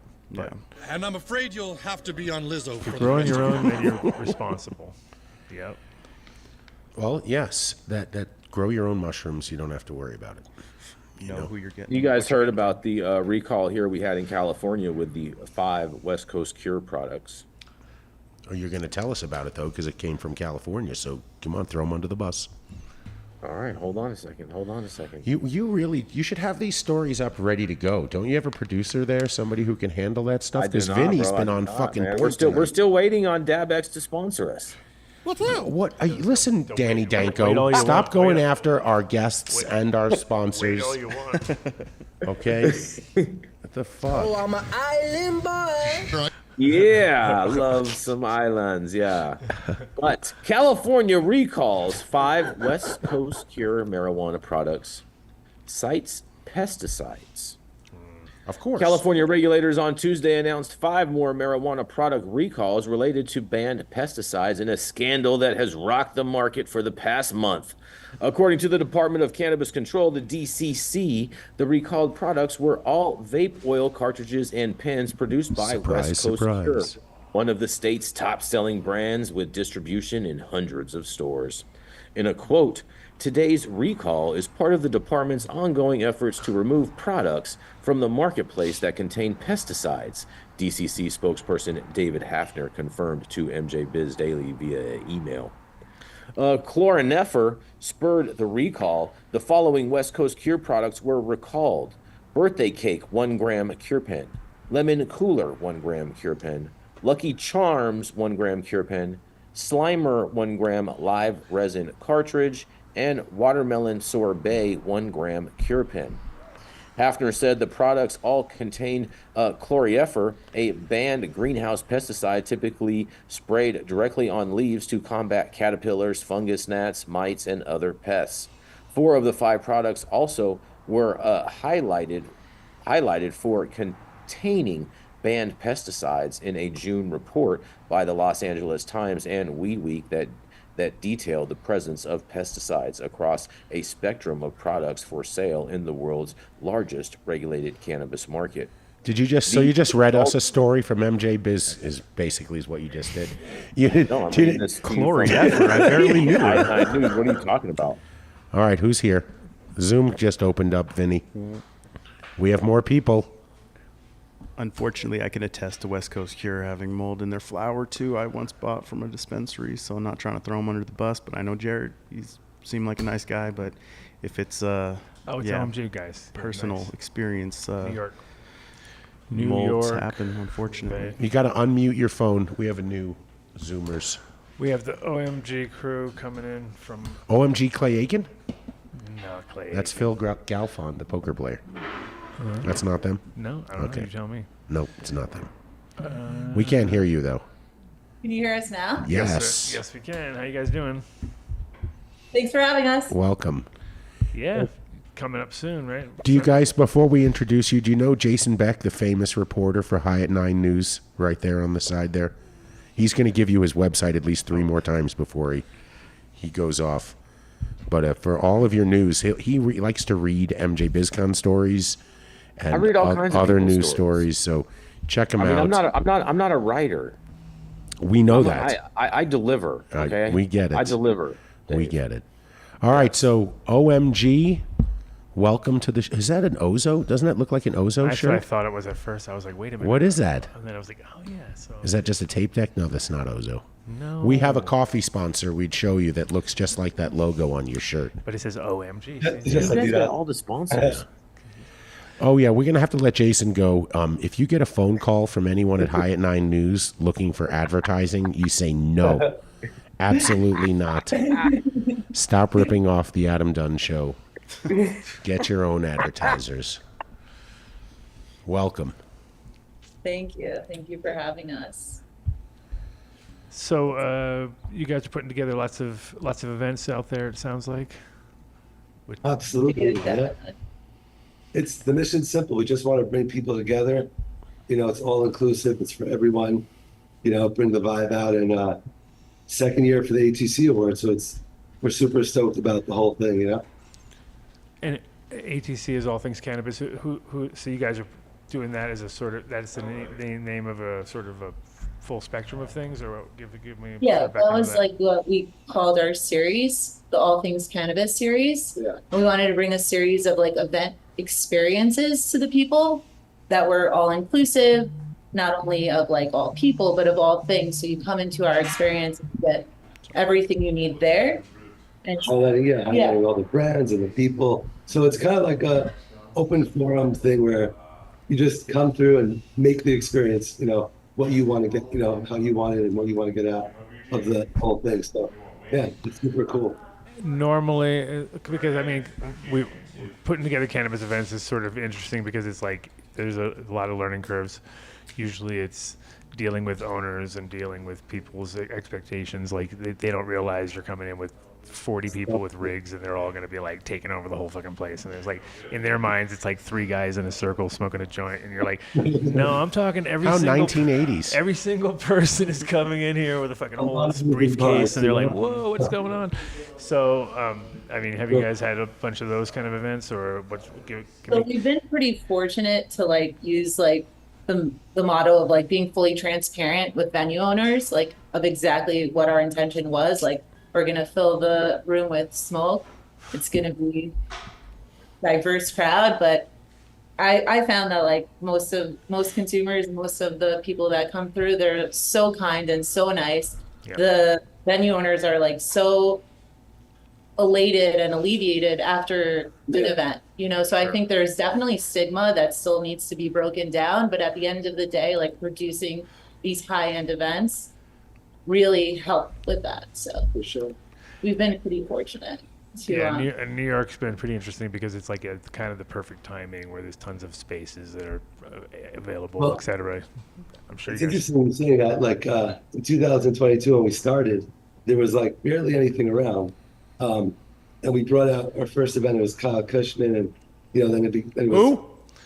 Cushman, then it was Mr. Soul Brothers Grimm, and we did a legacy sesh with Green Bodie. Did he bring Vega Matrix? Oh, nice. Oh yeah, of course, sure did. Where do you guys have your events at? All of New York City. So, like I was gonna say, we started in skate parks, all the Brooklyn, way to Queens, beautiful halls. So it really Manhattan. it's developed. It's a beautiful thing, and it's really just for everyone. That's literally ATC. All things, everything. All things, I'm about it. Like. We want to learn, we want to uplift, and honestly, we just want to celebrate each other. So let's talk about that event a little bit. That's on Sunday, you said? Right? Sunday, yeah. It's going to be really fun. I saw all the logos. It looked like, and I'm sure there's more involved. Where is this one on Sunday? Didn't get on the actual thing, but 38 West 39th Street, Loft 39. Super nice. Right in the heart of Manhattan. Rooftop, floor underneath, a bunch of activations. Yeah, it's going to be super sick, guys.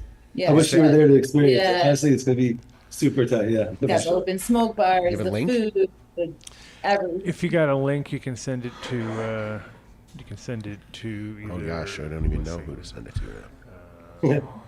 Wherever it will be sent, we gladly send it. Send it to the Adam Dunn Show Instagram account. Someone will grab it there. Yeah, it's easy enough there. Yep. Hey Dave, speaking of which, I sent you another video. Did you see it? No, I stopped paying attention to you long ago. I emailed you a video. Oh, you emailed me a video. Hold on. I emailed you a video. Okay. Of the 4th of July. And I did not realize how many people were confused. I've heard this from like 10 people this year that didn't understand why fireworks were part of America's 4th of July celebration. Wait, I wasn't paying attention to what you were saying. Yeah, you're trying to. I was looking for your fucking video. Don't confuse him. Don't confuse him. Oh, the bomb's bursting in it. So. You guys are doing rooftop thing. It's just kind of like more like everybody, like you said, just brings their own sort of vibe, and you have little sections for different people, and kind of it evolves on its own, or it's kind of like you got your own tagline. It's like elevate, educate, communicate. You come into the experience and like you elevate with all of the different elements, and then usually through that elevation, you're encountering other human beings that are like you guys are educating each other, and that leads to the communication. Which is like the networking, the growing, the learn. Like it's an unfolding. But that's the beauty. That's the whole thing. Beauty is we're trying to bring brands together, bridge those gaps in the scene where there's all that unnecessary, roughness or whatever it is. It's kind of like if the mycelium works because it's smart and it knows exactly what to do. So if we participate like that and we just tap into source energy, it's like we all work together. We celebrate each other. We uplift each other without even trying. It's like eventually just becomes, like we set up to do, the ATC series, which was more than just like smoking together and just, trapping at an event.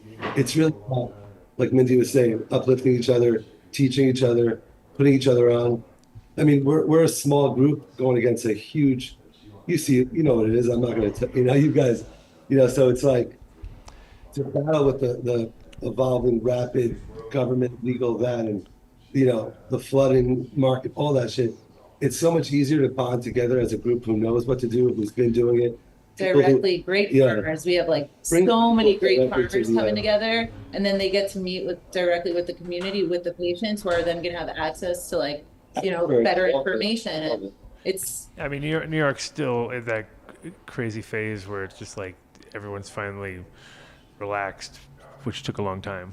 But they're at this now. It's like crazy because I go there as somebody from Colorado who's seen the whole wave of like normalcy put behind it for 10 plus years, and then I get there and I'm like, oh shit, it's still like I was just like, it's still trapping, even if it's not, because they just have no choice at this point. You know what I mean? It's not like they can like go to them and say, "Hell, I'm going to do it officially," because there's no official way to do it. But New York always figures it out, so it's one of those. I'm always impressed. I'm always impressed because it's like, you guys don't give a shit now. You know what I mean? It's like it's gone completely the opposite. Yeah. And the stigma is it's heavy. It's like, it kept us down. So the more we shine together, I think a lot more. So on Sunday, you guys are doing like just sort of like your own like kind of more. Is it more like you just giving back to the community by recognizing certain people for doing certain things from your guys' own group, or how's that go, or what's the deal? It's all like one platform, so it's open. It was open nationwide. Anyone can enter the ATC. Mm-hmm. Entered and announced or whatever. It's like no one above, no one beneath. Yeah, it's just kind of like open to everyone. Yeah. And then it's triple blind. We have 4 flower categories. Yeah. And they're based on smell, so that certain things can shine in their categories and not be sidelined by other more popular strains. There's no strain names. It's really, really like just these blind kits. Yeah. What are the 4 categories? What? So the 4 categories. What are the 4 categories? So it's earthy, herbal. It's that's one category. Earthy, piney, I could read sweet, it. Yeah, I can read it off. Yeah. And gas. Just to keep it short. That's in short. It's really there more smells that are involved. It's this. It's pretty much gas, skunky, cheesy. That's 1. Citrus, piney. 2. Earthy, herbal, spicy. 4, Have you guys looked at a lot of these labs have their own kind of like how they're breaking down and making people to be able to understand terpenes a lot more digestible to the consumer. Like I know SC Labs has a good one where they break it down, I think, into like 6 different categories, and then they apply like color coordination to those. You know what I'm saying? To those each different categories. I mean, there's a lot. That's great. Like you said, flavonoids for pigmentation and terpenes and esters and alcohol, and there's so much involved. I think you want to keep it kind of simple too, because the categories can get like real fuzzy too, because it's like everything's got hybrid. So you got the samples tested with a New York lab, MCR Lab. Shout out MCR Lab. Oh yeah, dude, they're good. They're really good. Thorough, good testing. The water content. So we'll celebrate all the winners. We had a rosin category, an edible category, and pre-roll category. Okay. So it should be really fun. We'll also be celebrating 710, like pre-710 celebration. So we'll have a really cool dab exhibit. It's gonna be really fun. It's awesome. Yeah, they're giving out mocktails, ice cream tastings. It's actually hash infused. Very, very super, super delicious. No, that's good. I saw a lot of it when I was at the PIFCon. I saw a lot of the different, I can see all the kind of regulars who were working this, like I was like, okay, these guys definitely are, making the best of what they can, where, here everything's a little bit more sterile. No, here not. I mean, here it's more, like. It's just different in Colorado. It's not. Yeah, it's kind of just like everybody's already at that phase. When I first came here, it was like they hadn't happened yet.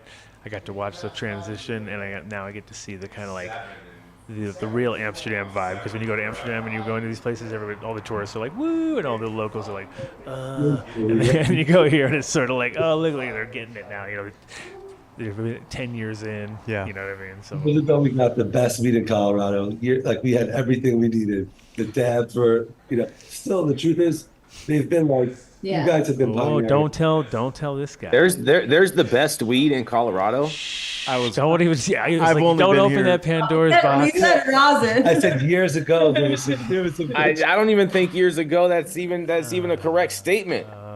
There's always been here. It's always good. No, there's always been good weed here. Don't worry. You guys do have good hash, though. I will give you that. You guys do have good hash. And the hash is phenomenal. Colorado should just stick to doing hash and just leave it at that. And No, call they it. need to. They need to. listen to We have you. some great flower out in Colorado. You just We have gotta to be pay quick. the You gotta be price. quick. You gotta pay be for what you quick. get. So there is absolutely phenomenal flower out there. Yeah, he's just jealous. Don't worry. No, I think phenomenal flowers I have to everywhere. question I think people's it's- judgment when they say things I like think that. it's the grower, not the location. Oh, it's for sure. No, it has a lot to do with the location. Well, no, The most important thing you're- in business is you're- location. You're exactly Indoor right. growing, like if Indoor growing is the best weed in the world. There is nothing finer. There is nothing better. That just doesn't exist. Well, then it doesn't really matter where you are as long as you can get your Like your conditions opinion, correct, Grant. right? So It just is what it is. It's not even an opinion. we're indoors.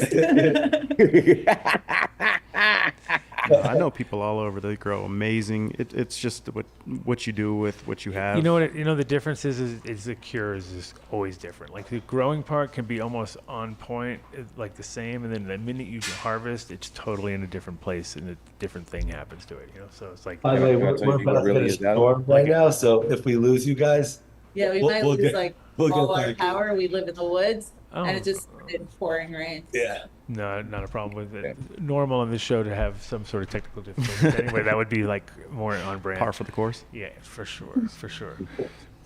But yeah, the curing, like people in Hawaii that grow killer weed, but they have to keep it in such So humid. it just changes so quick, and it's like, oh yeah, it's not so doesn't No, take you know what the biggest problem the biggest problem with it is this is and what indoor, this is why I say indoor really is better than all of it, is because indoor weed doesn't depreciate or decay or, you know what I'm saying, like go bad as fast. You can preserve it for much longer. It has a much longer preservation rate when you store it properly and keep it right.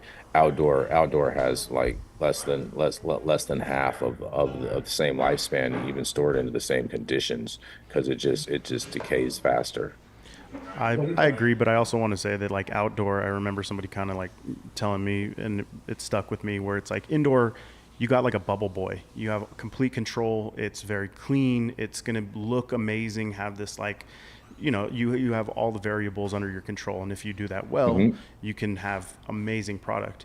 But outdoor, it has to go through elements that kind of make the terpene profile different, that make it just a different experience. If that is also grown correctly with the right genetics, I don't think that it's just opinion based to say that. I think for the purpose, I'm indoor too, but if I'm you're just saying. extracting terpenes, the flavonoids and whatnot, then I agree with that. But if you're getting for finished flower to actually smoke, I don't agree with that. Oh, I agree. I'm saying that outdoor has just a totally different experience, terpene profile, all that. But I think all that stuff should just be used for concentrates.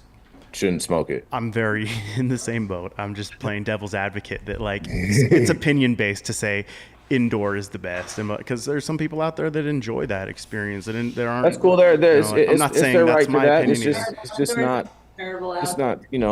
What it is, but everyone's Cali's lucky. Everyone has different acclimated palates. Cali's lucky because they are in a good sort of band right there, which is quite easy for people to grow good weed there if they're in the right Especially conditions. greenhouse and stuff. But at the same time, it also really comes down to selection of genetics at that point, right? So if you have good access, you make the right thing, you grow some. Because I've seen places with not such good, like in Holland is terrible outdoor growing conditions, but we had great genetics.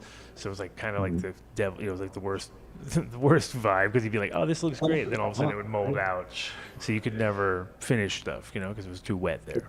Here it's dry and nice, but it's just like they're not very nice about it here because they want you to fence it all in and be super. It kind of loses the whole vibe of what you were trying to do in the first place. Cali still has that like rolling hills and nice shit.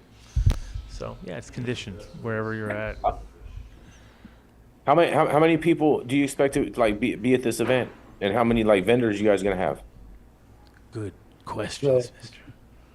So we have about 20 sponsor exhibitors setting up little activations. And we like to bring a big show. Like, we like to be able to host like. So we hope everyone attends. And, Yeah. It's there for everyone. Like we have catered food, from free smoke to free mocktails to free everything. Like, it's just there for everyone to enjoy. Should be a great time. Yeah. Couple hundred people basically. Or Sounds great. Yeah. Yeah. That'll be cool. I mean, that's always good because that's the thing is you don't want to when they get too big. Sometimes it's like then it's also. It's like a grow, right? It's like it's only good to so many lights. See, We always cap it. We try to let in as many people as we possibly can for like whatever building we're using's capacity, of course. Sometimes shows sell out and not everybody can get in, but we try to find bigger spaces so that more people can fit and just keep growing. Right. No, it's I mean, yeah, you want it to be comfortable. It's nice when you can tell people not to come. That's also great. Yeah. Good feeling. It's the right people come through. You know what I mean? Like you have a good time with, just the heads Just don't let his guy, that guy. There you go. like, Everybody they gets come through. They're like, yeah, this is cool. So yeah, we're super stoked. I just love like the ATC awards because we built it together just to give like a little bit more legitimacy to, judging cups and assessing cups, entering them. And starting with the smell categories, like the olfactory has like the only sense in the body without like any filters or any of that stuff. So what that means is it could just smell right to what the smell is and pick up what that is without any, interpretation or filter. And so the grower chooses that category based on what they think it smells like. But that helps, take away misconceptions, sidelining strains, Jack Turf, stuff like that. An example is like, say you have the earthy category and you have the piney category. When you say piff or haze, people get confused because they don't realize there's touch hazes and things level, there's all that stuff, and then there's piff and that basement smell. So you get to actually put your weed in the right category just to start with. Like, forget judging and assessing, but just for starters, like. And that's just what the farmer does. Like when the judge gets their kit, they just get A through Z. What? And they have 3 weeks to test A through Z. They don't know what category they're testing. They don't know who grew it. They don't know what strain it is. They don't know anything. They just have an A. And we get really incredible results. And it's really, really fun. It's really interesting. And it's so fun. It's diverse. It's good. Yeah. So everyone's already had their samples a while ago. They already gave you guys back. You guys have gone through everything. Now it's the reveal on Sunday. Yeah, we had our judge rendezvous June 9th. It was a really fun event. We had great New York City pizza. I mean, it was We actually crossed it with Piff Talk. It was our second Piff Talk. And it was a week after again, Piff wish you guys could have been there because aftermath. Yeah, a little recap and stuff, and good times. Yeah. But yeah, so this way the judges have a good amount of time to kind of go through and give each grower the respect that they deserve, to have an assessment. None of our judges are entered into the competition, so it's just random. Like we have 5 honorary judges that we nominate from the community, and then the rest are people who secret judges by kit or just are not on Instagram.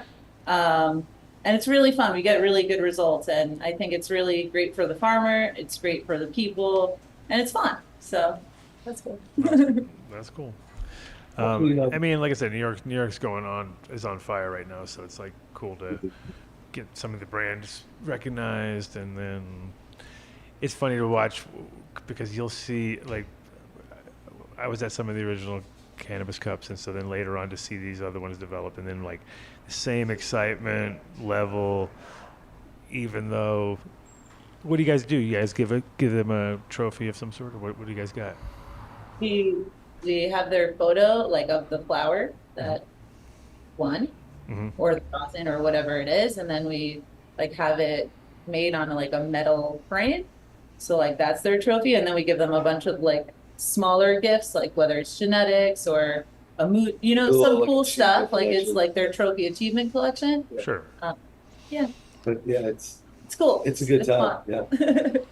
And then we have an overall farmer award, and that's the farmer that stood out the highest throughout all the categories, just crushed everyone else. This year it was easy because we only asked for an ounce this time, so we kind of kept it small like that. But it was really great. You know, we got it out there, and yeah, Good times.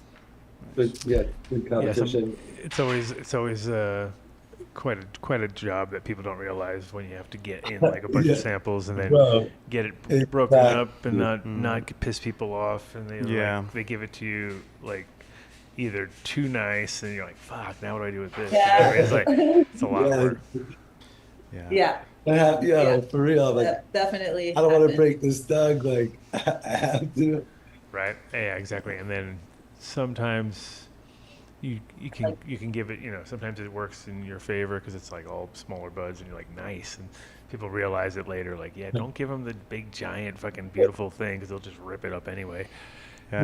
All the A buds are like, and then it looks worse than ever because, you know, big buds. That's what's also funny that people don't realize is like when you deal with yields change just based on whatever, you know, the market will accept, you know. And there was a time when they would accept giant, big, ridiculous buds, which nowadays, like, nobody was like, no, they want them like, and of course, LEDs are much more adept at making flowers smaller. I'm still on the market for big, ridiculous nugs. Yeah. Oh, you're on I'm, I'm still looking for those. Yeah. The donkey dude. Well, I my good buddy Hitman Dougie, seen him do from Chalice to now he's doing smaller events, and I was judged for one of them that he did in LA, and it was small, probably about 200 people, and it was amazing. The ability to have that like smaller, more engaging crowd definitely helped. But it, the most recent one? Yeah, like not too long ago. He's doing them in New York, or he's doing them in the East Coast, I believe now. But he's mainly over there. Shout out that guy, good friend. That was in my old building where my studio was before. Okay, hold on. Were you there that night? I was there that night. Yes. Okay. Do you remember? We did a live stream. Yeah, I helped with the like handing out some of the stuff and just Dougie's the boy. So yeah. But yeah, like I'm saying, I seen his biggest Chalice when I was with Jungle Boys and we were in their building. Yeah. It was huge, and like just the event from going from thousands of people, huge production, all this stuff. Like that was year, but get robbed at their booths. Yeah, like everybody's cars were getting broken into. It got out of like in a way it got a little out of hand. But we had one of them little the big air conditioning tents that he had. Mm-hmm. We always had one of those. They were so hot, regardless. When he put them on, that but those were still better than anything else that was there. Amazing, like and that was a golden time of just like getting away with some stuff. Like it was amazing. I loved it. But it was hard. I saw Dougie just struggle with like maintaining it at that point because it was so big. There were so many personalities, so many things that he had to cover. But like point I'm trying to make is good luck with what you guys got going on out there. And like, just remember, like, I think the small events can really encapsulate something special if you do it right. But you got to like provide that, not just the space, but like the things that are going to keep people from coming back to your space and be like, oh, I want to be a part of this. Anytime they show up, I'm going to go to their events. But it's hard because once you get that, you might have to then start cutting people off, which is almost kind of what you want. Like get your little community and then like have that. I don't know. Personally, I've always enjoyed the small. 200 seems to be like a weird magic number for weed events where you're like 200 good. Everything above Also, that. remember, like it's also like we do throw like an event that is about 4 hours long. So it's a rotation. You got your people who come in the first 2 hours, and then you have people who come in the last 2 hours.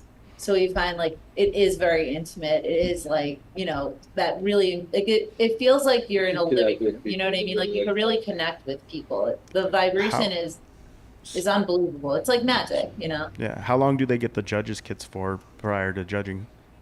So they got their judge kits on June 9th, and they had till about June 24th, 5th to submit their results so that we can have the prints made. You gotta give them time, you know what I mean? It's hard when they, there's. Like 2.5 weeks. You don't want to give too much time. You don't want to have too little time. Yeah. And then how many samples are given in a judge kit? So A through Z in flour. It's like a reasonable, you know, amount for that amount of time. It's kind of like small. And then we have just a couple edibles and a couple rosin samples, but you know. Nice.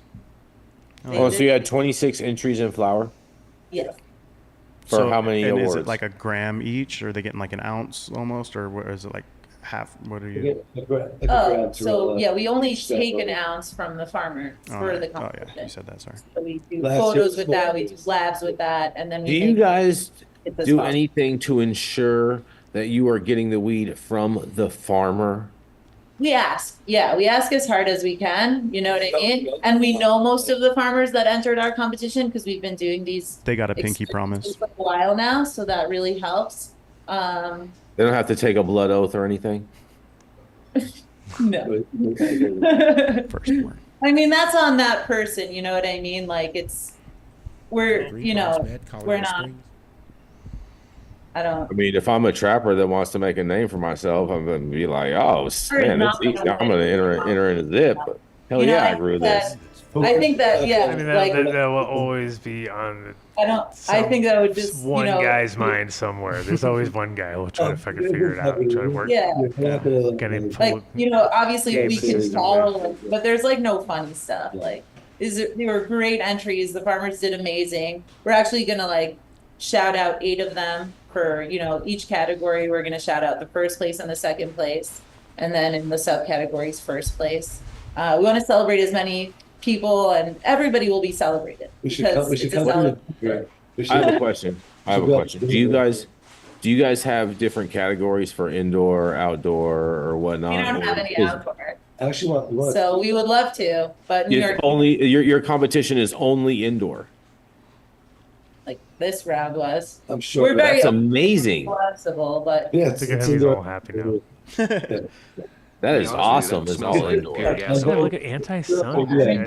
No Men's sun. we're just learning. We're just growing. We just love it. So I mean, it's always going to evolve and change, and that like we're here for it. So. Do you guys have a light cap? What's that? A light cap? Like you can't enter your ounce if you have over X number of lights. You want a warrant? Why? Why would You're looking for I mean, 10. shouldn't like all the flowers get to compete? You know, like on the same level. Like it shouldn't. Especially we're not investigators over here, man. 35 years, and it's just like a homie growing with 100 million lights. Like, go ahead, dude. Like, why not? Do you? Like, I just don't think mass scale is going to ever work like that. I think the plan. I'd love to see it. That'd be really It's more cool. of an intimate thing, like you said. It's just like kind of like. We're really into like. Yeah, there's a lot of growing. I mean, on scale, it becomes ridiculous if you're going indoor and scale. Then you really kind of are putting it, you know. It becomes an ROI thing. You're just doing. Generally, it's like for really production, like and we should call it the it's fine. small batch competition and awards. I feel like that's really what it is. Like just you know. Yeah, home lean grown. into that because that's like its own It's little like niche. real for sure. fire. Like Yeah, that's a good niche. Very good. It's where you'll get like the real talent will come out, and you'll be able to like soon enough that'll all get gobbled up by somebody or by No, just I think they'll grow into something like, well, they got their own thing going now, and now they're stuck into the cantaloupe, you know. Which definitely get you. Cool. So also, you guys besides this event, you guys have been throwing lots of other stuff. Have you? Has it been just like sort of same deal, just kind of building up to this, or is this kind of like? We've actually like it's been like a really long, like almost 3 years now. You know, I think like we need a break for a minute, New like York take a is- deep breath. it's a But we've luxury. been going like since our first show in February 13th, 2022. And we've hosted and co-hosted because we believe in working with everyone. So we help other events like, you know, Some of the do biggest their names thing. And doing it now. Yeah, so it's so we've just been going straight because, like you said, New York is like, it's a city that never sleeps. But we have lots of plans for really amazing shows, not only in New York, but, you know, and we're down to help out. going out, we're Like always I was down. like, let's go to Denver. You know? Yeah. We'll see where I'm down for everything. When But you, they- you know, Vote for Ride the Lightning. Tell me right definitely, now. after talking to Kip, it sounds like there's an event every single night somewhere. So it's like, geez, I mean, there's rooftops and people are finally figuring out that they can just like let a bunch of people smoke up there. And wow, let people come, just give them some weed. It's always been like the missing element. It's like the same with Vegas. It's like everything's there except for back in the day when weed was such a big deal there. It was like now, you know, and then you go there during a. I mean, sometimes they're still kind of weird, but for the most part, as long as you we just. lived in Vegas. We like worked in like the industry there and stuff. But For sure. Yeah, it was cool. I ran like the whole post harvest thing and all that, like drying, trimming. It was like it was a brand it was the event. weirdest. It was different. It was really different. Yeah, it's really different there. I stepped into this thing where like legally you can do it, but like like legally you really can't. It's like still like so it's just like this weird false like I don't know. It's a weird like industry that legal market's tripped out. Yeah, I mean, it doesn't seem like they quite figured. I mean, maybe now it's getting different, but for the most part, it's always been like, even though, yeah, it's right there in front of you with a huge billboard or whatever's happening, it still has a vibe where you're just like, it's not like it kind of feels like it's up to the cops to fucking vibe what he feels like at the moment, you know.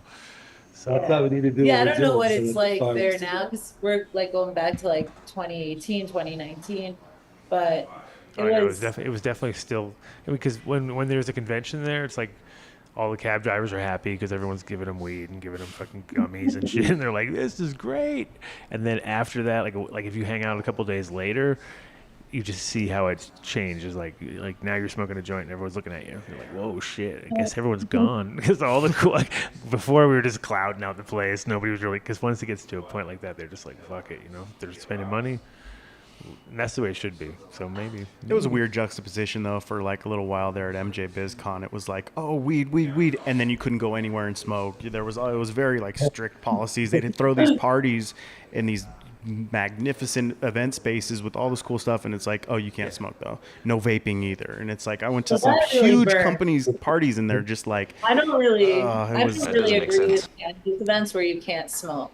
There's like other reasons But why this, like growing pains of like the beginnings of this it. year, I don't really get that. Like it's a cannabis event. It's changed, but yeah, when they were trying to figure stuff out, it was just it didn't make sense to have these cannabis-centric events. What's that quite funny you is can't we had two Just guys. because they say you can't smoke only means you can't get caught smoking. Oh, true. Yeah, but it's like a lawyer when you're talking. in an experience from like an indoor smoking First rule, experience. my dad let me go out on my own. He said, hey, first rule, don't get caught. That's what I learned Second too. rule, don't call me if you do. Right. That's a good 2 rules. I'm not mad at that. No, but we had 2 guys on who were from MJ BizCon before this year, and we complained. You know, we said, "Hey, you guys," we said exactly the same thing, and they kind of were like, "Yeah, hands are tied, can't do it." Lo and behold, we roll into MJ BizCon this year, and there's a smoking section. But they put it like literally at the fucking entrance. It was like crazy, and I was like, "Dude, this is like not." Well, I would have put it just like to the side a little bit, made it a little bit more, It's less chaotic. because the smoke was going right into the building, and it was like kind of like, "Oh yeah, this is gonna cause fucking mayhem." And sure enough, next day they were like being a little bit more strict on it, and by the 3rd day they were getting in trouble for it. So they kind of listened to us, but they didn't, follow through properly. They did a little bit overly ambitious. They had like a DJ playing and shit, and it was like, all right, and now you're making it like almost like annoying instead of like just have a zone. Because all we said was fence off an area, and then you can sell advertising on the inside and leave it on blank on the outside and make it just kind of like only cool people get to see it. You know, it's like, come on in, and they'll be like, oh, what's over there? And they'd be like, dude, you can smoke here. And it's like, charcoal yeah, filters of course. too. You can get some stuff. Just have a little tent and like a kind of in and out and fucking whatever, air conditioning. Put air conditioning for fucking people like him. He needs air conditioning when he's in Vegas. Take that, motherfuckers! So anyway, we're gonna. No, we have a little bit of time. We got 20. We got about 10 Appreciate minutes. you guys having us. Of course. And so you got literally a day, and then it's on like Donkey Kong, basically. So you already said. So the place that you're doing it at, you said 4 hours. Like, normally, because we do parties, we're like. By the time we've set that stuff up, we want to stay there for days because we're like, we're not breaking this stuff down. So 4 hours is pretty like in and out for setup, breakdown, and all that kind of stuff. You guys. I mean, New York City is like a really speedy place. You know what I mean? I know. It is. Place. So 4 hours over here is like 12 hours. So we love to do day events. You know what I mean? It's just a great vibe. Yeah. And Show that you enjoy. You want you also to like like when you go to like a great comedy show or a great concert or a great movie, you want to like be left with wanting more. So sometimes to me, like a little bit of like an 8, 10, 12 hour experience like that is a little bit of, I know. I guess. Well, no, yeah, New York people want to do 5 things in one day. It's crazy. You'll be like, oh yeah, you're just getting comfortable, and your friend's like, all right, we're out of here, and you're like, I just ate, like just got the what? And they're like, no, they're like on to the next one. It's you know what I crazy. mean? There's like 10 experiences in one day. Not like those Cali guys. Right? Right, Jason. Cali. Be chilling. Slow. We live in Cali. Slow. Like, come on, man. Let's go, man. No, but like, hit New York, you have to hit it running. You're like, fast here. That's the way it rolls. All right, well, that's cool. We're gonna move on to. I think actually we have to do some ads because it's gonna takes a while. I got a whole lot of, and then Jason's gonna be like taking notes and trying to make contacts with every single one of them. So takes a while. All right, Vinny Bob on the drops, long drops. Long drop. Dave left, if you haven't noticed. He went to see Dark Star Orchestra. It's hard to tell. That's really fun. Dave's off. Nice. He rolled about 27 joints. I was like watching him. I was like, damn, what are you doing? And took off. And then he took off. So he should be, he'll be in the back, puffing away. You guys will be seeing him. So you guys are Sunday. So you pretty much, tickets still available, or are they going to contact any? Oh yeah, tickets are available. There's like only a couple VIP passes left. Links in our bio. But there's GA tickets available. OMG Events LLC. OMG Events. Or at ATC_awards. ATC_awards. Our tickets on Event High, ATC Awards. You know. Sounds good. So if you're in New York and you want to go check that out, get online, check that out. And if you're in Cali, what are you doing? So like you said, 4th of July, what'd you do there, Jason? Give us how many fireworks? 4th of July. Guns in the air? You have guns going and everything, or what? Yeah, America. Fuck yeah. Oh, I know you were. Yeah. I know you were. So I went down to Orange County to hang out with Congressman Rohrabacher, and spend the day with him. Some friend's house, had some barbecue, some good conversation. Then we went to another neighborhood to go and watch some fireworks, and that was pretty much it. And I drove back up to LA and went to sleep. Yeah, I didn't do any fireworks because where we're at right now is literally like surrounded in fireworks. So I just have to go outside and look here. For the next 2 weeks, it'll still be fireworks. Like it's not even. They just started. They just started right now. They're like, okay, tomorrow night, it's on. You know what I mean? So we're like in the zone. Vinny's been. He was out last night. So yeah, we're gonna. We have some retaliations to do tonight. So we'll see. Yeah, fireworks where we're at too. It's awesome. Like everything was crazy.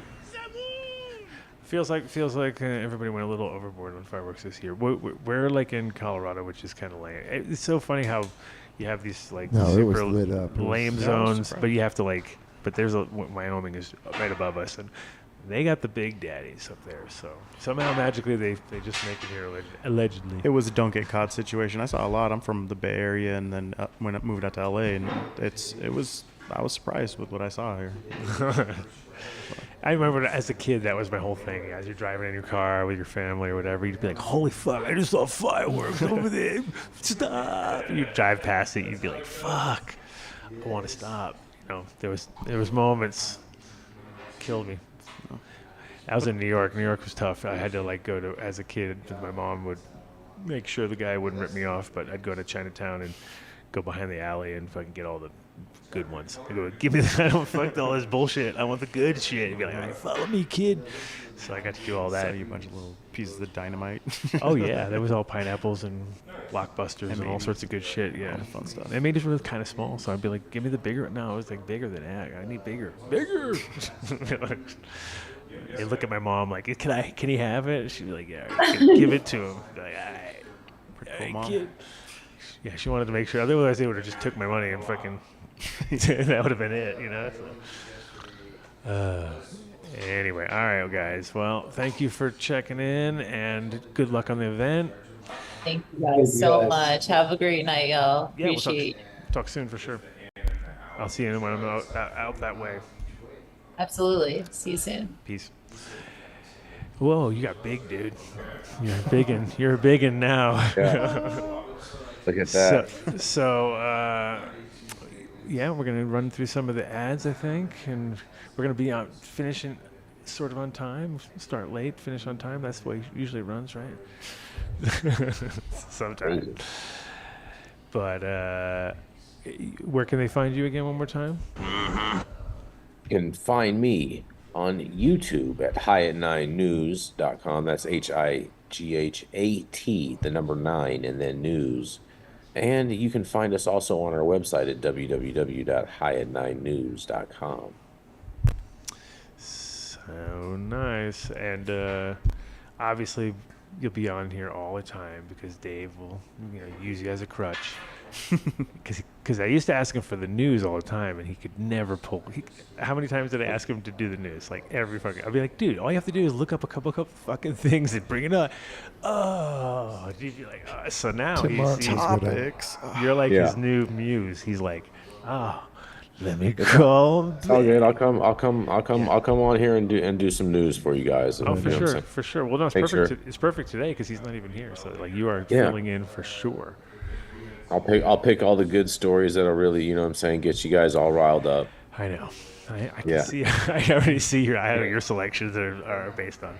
But in general, there is other good news sometimes. You can bring good news once in a while. That's okay. I brought good news today. I know, but yours was like instantly. He's like, what? That's the opposite of what he. So we could have gone down that rabbit hole, which would be like the whole show and be lame, and then. Yeah, we're not going to do that. But in general, you can bring just Dave, like this is your first prostate exam. super fresh, fun news whenever you feel like it.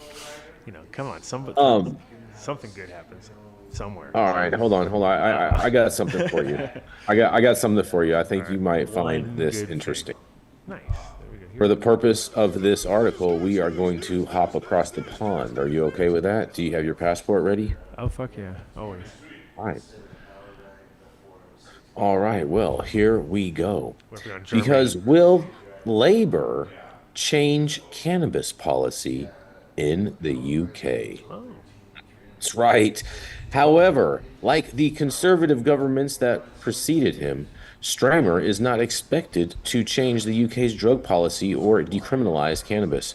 Starmer has repeatedly stated he won't change the UK's drug policy, meaning he has no intention of altering drug laws if his party wins the next election.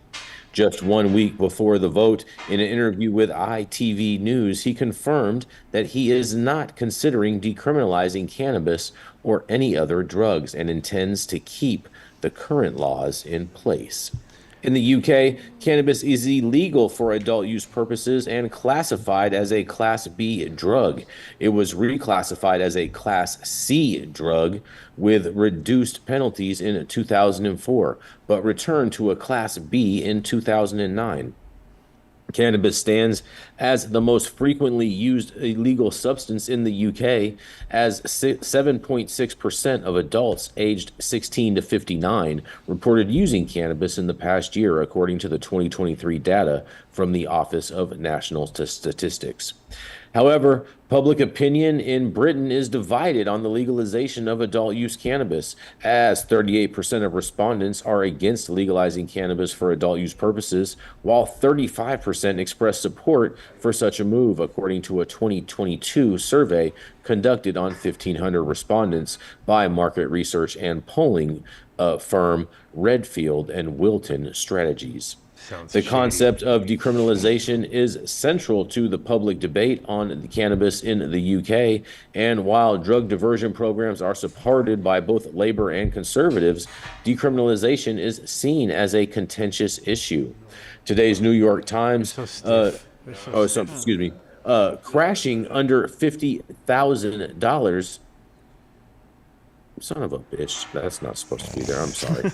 Drug diversion programs led by police aim to redirect individuals caught with minor offenses, such as possession of illegal drugs for personal use, away from the criminal justice system towards alternative measures. These programs, some experts argue, are effectively similar to decriminalization, even though the UK continues to decriminalize drug possession, as being caught with small amounts of cannabis can still cause problems. Disclosing a criminal record can prevent people from traveling to certain countries and restrict their job opportunities. And then you have the whole issue with the passports as well. And by signing up, you agree. Yes, this is crazy. Well, how both is that Labor and good, Conservatives though? It sounds like in the everything's UK. status quo. Oh, no, hold on. While both the Labor and Conservatives in the UK oppose the decriminalization of cannabis and support maintaining current drug policies, some members of the Labor Party have been attempting to bring the debate on cannabis decriminalization into the public sphere over the years. For example, Sadiq Khan, the mayor of London and a laborer, announced plans in 2022 to create a program offering an alternative to arrest for individuals caught with small amounts of cannabis. However, Khan's initiative faced criticism from the UK's government, as it would allow low-level cannabis users to avoid prosecution. Even Labour leader Keir Starmer did not support the plan and joined the then UK Prime Minister Boris Johnson in criticizing it, reaffirming that he was not in favor of changing the law or decriminalization. It's funny because the stance on cannabis decriminalization in the UK is quite divided among political parties, and the Liberal Democrats and the Green Party are the ones who actively are pushing for cannabis regulation. However, the Labor and Conservative parties, the main political parties, are reluctant to discuss decriminalization or legalization. Despite this, there are factions within those two parties that are more open to a political debate on this issue. Ain't happening. It sounds like It ain't happening. nothing's changing right now. They're saying we're open to possibly talking about it. Yeah. That's It's like, but England is starting to happen too, where people are just like, okay, well, we'll just do it. You know what I mean? And then they're like, oh, what? I think they're going to see what's happening in Germany and see the. I mean, they already are having trap events. How crazy is it already. that Germany is before England when it comes to even just that? You know what I mean? It's like, what? That doesn't even make sense. Well, yeah, I mean, well, that's where the crown's at. So of course, but Germany is the biggest mass in as far as the EU is concerned, and that's why it's a big deal. Yeah, no, they're gonna blow up. It's a big deal for a lot of things too, yeah. Because you think about just like this is. I mean, for me, it's really weird because they were never I mean, like Italians, you can see like, okay, everybody, hey, yeah, they all smoke. It's like Germans, they were like, if they did smoke, you didn't even know it. You know what I mean? Like they weren't like coming rolling into the shops, or even though I was just across, living in Holland and working out of Holland. It's just not as prevalent in their culture, you would say. Not at all, and very, very rare, very far and few between, basically. So it's kind of like, they're the biggest population, but I don't know about the density of smokers. But it'd be interesting to see how it. Because it's like some places where you're like, oh shit, everybody smokes. They just smoke inside their house all hidden. And you just don't see them, you know what I mean? So who knows, you know what I mean? It might, because they did go pretty hard out the gate, but we'll see. You'll know all the numbers. And they probably have been smoking like turpless weed too. Yeah, that's what I think once it... Well, they've taken the brunt, I'm sure, because like the thing about Holland is they would export to England and Germany and all these places because those are where their markets were at. And like, I don't think Germany got the cream of the crop. I'm sorry to say, I think they got kind of like the booty. But what's interesting is they're so fixated on THC percentages. Like, they're like they will not take less than 30% as far as like when they're talking about it from a consumer point of view. That's what they're trying to shoot. They're all based on THC. They have no clue yet about the whole. They haven't quite got to that point yet. They're just like THC must be 30 because THC Seeds, which is with Doug, he's already gone in there and tried to work with them, and they were like, nope, it has to be 30% on everything. So we got, some of our stuff was 27, 20, nope, 28, not good enough. And you're like, come on, like people just don't get it. You know what I mean? Like you have to be. Sometimes you're 22, sometimes 16. I've seen stuff. It's amazing. It doesn't matter. Like, it's like wow, it's an entourage effect. You can't just. No one goes by effect. It's all by just number. That's the problem with getting too labby. But sometimes it's great to learn and it's great to steer things and do all sorts of stuff, but at the end of the day, it's like the nuances of like, but it has to taste good, right? That's fucking important. Or it has to smell good, or it can't just be like hitting all these. I mean, sometimes there's certain minor cannabinoids that if you like hit like a THCV that's 19%, then of course you're going to be like excited about it, even if it tastes kind of crappy, because it's just interesting, you know what I mean? But for the most part, you kind of wanted all of it, right? We want it all, man. Just like Mr. Beck. He wants it all. All right. That's fine. You gotta sign off. I'm in big fucking trouble, man. I'm coming to your house. Now it's official. Now you're right on 6:50. You're right on the time. You're on the perfect time. I love it. You guys have an amazing evening. Stay safe out there.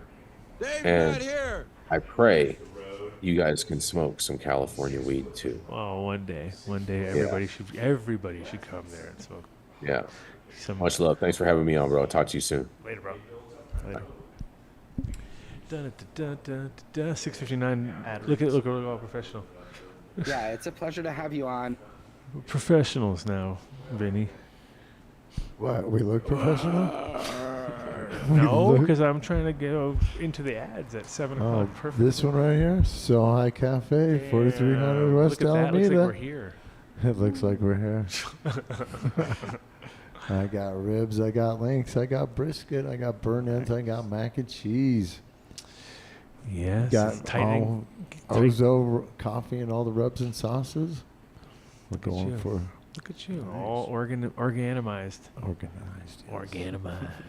But yeah, it's the 1 year anniversary. Congrats, man. As of yesterday, because we did it on the 4th of July. And it was funny because, it was like one of those things where I remember like, we'll never forget. And then I totally forgot. until we were like, yeah, it's 1 year anniversary. I was like, oh, fuck yeah, it is. 4th of July. 4th of July. Gonna be capping off. And it's good because it's one of those, this neighborhood, like I said, goes off anyway. So it's like perfect. Yeah. You get the little. You got DJs that want to come in or you want to do your podcast, come on in, sit down, see if you can do it. Nice. Sports Fiends have been going for like 5 weeks and 12 weeks recorded. Wow. They got weekly content. Bring it on down. Completely not our style. Perfect. No. Completely not our style. Did I click on Ozo Coffee? But what is our style is Ozo Coffee. Exactly. Ozo.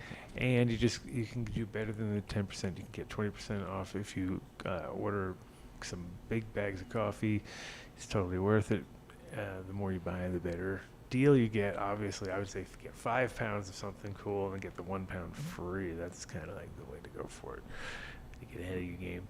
But they have the best, they go down to, so the guys who, Justin from the owner, says like his whole deal is he'll go right to the farmers and directly in Nicaragua or Peru or, any of these places, and he'll like, get the relationship with the farmer. That's awesome. So yeah, it's dope, and he's totally like passionate about it. So he's like really looking for the best of the best. There's no such thing as too much coffee.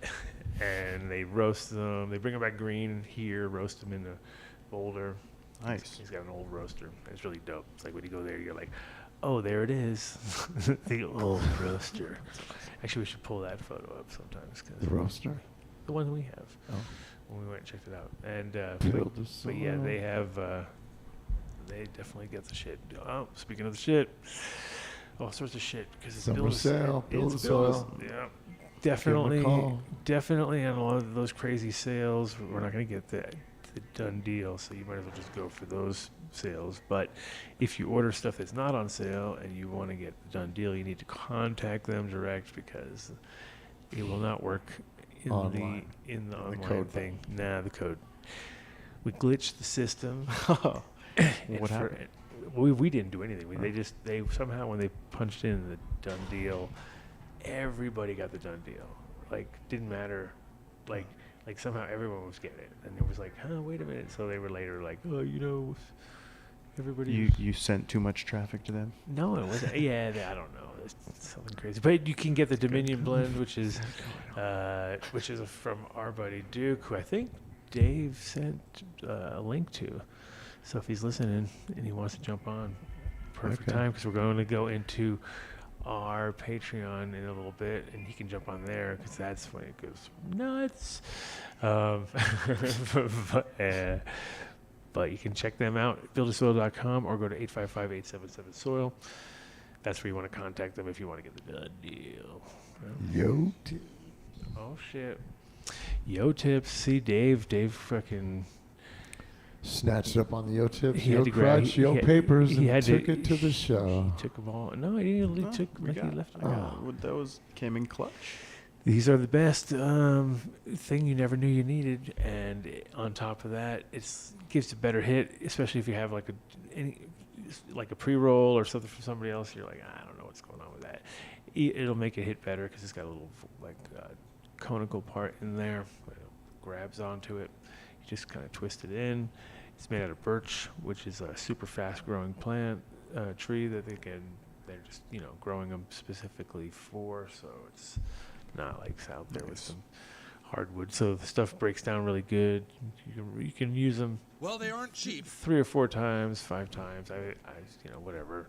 Depends on your weed. If it's really, really, really resinous, you might just go one time and be like, fuck it. Oh, these are nice. When you become decadent. But yeah, check them out. What is it? Yo Products. It is yotip.com. Yotip.com. Okay.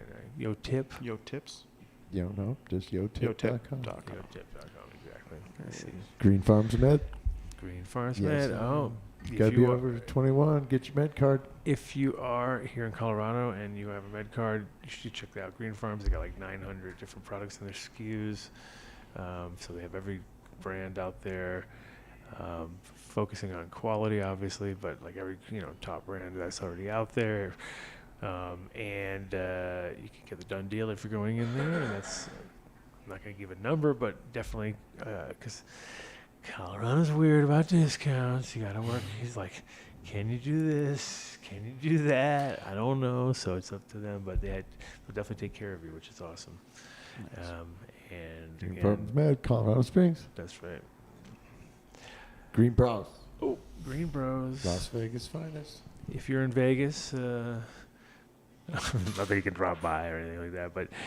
You got money? You want the shit done right? Just know, if you need anything built that's stainless steel / cannabis related, you probably can talk to these guys because they've either made it for somebody else or are willing to do the challenge. But they do all sorts of trimmers and also different kinds of drying materials, all stainless steel, all super well made, and smart and just real gentle, like especially with the trim machines and stuff, all those barrels and stuff, those things are just too abusive. Yeah. Like this one just is rolling. You can slow it right down. You can also get this harvest bucket trimmer, which is one of those things where you want to get this one because you can get 10% off with these, 5% off with the big ticket items, 10% off with the Dunn deal on this one. And it's one of those things where when I talked to the guys, they were like, yeah, they're just way like too good for their, like the thing you should just grab them while you can, because before it gets they're almost like, yeah, we don't really make enough on those, and they're a lot of fucking, all you do is a drill you put on the top and a bucket underneath it, and you with throw the your built-in bucker. I and like it just goes and trims it nicely, and you can just take all your lowers and do that and concentrate on your upper plane and do all your hand trimming. So and everyone's got a fucking drill around, and everyone's got a bucket around, and it's all stainless and smart, easy to clean. Very easy. And we always joke that it's like you can only convince your friends to come in so many times. Who's that? Who's that? Willie? Vinny? Dave's not here. Is that Dave? It is Dave. Hold on. Wait, turn off his sound. Turn off his sound. There he is. We're not listening. Where is he? Dave's here now? Dave's right there now. Oh no, Dave's there now. All right. Well, if we're doing our thing, we can't cut into Dave's. Turn your phone sideways. Oh yeah, turn your phone sideways and off. Oh, Look at that. They got the drills. DQ'd. They're even showing us now. They didn't show us before, but we've seen it. It's dope. Very nice. All right. Thank you for that one. Green Bros. Apothecary Farm. There you go. Fuck, we don't have fucking Mark. Mark. No, I was trying to get rid of Dave at the same time. Oh wow. Yeah, good job. He can come Apothecary through, Farms, he can come through Colorado's on Patreon. Apothecary Farms is got 5 locations out here, I think it is, and or 4 or 5. Yeah, 5. I don't know how many. A lot.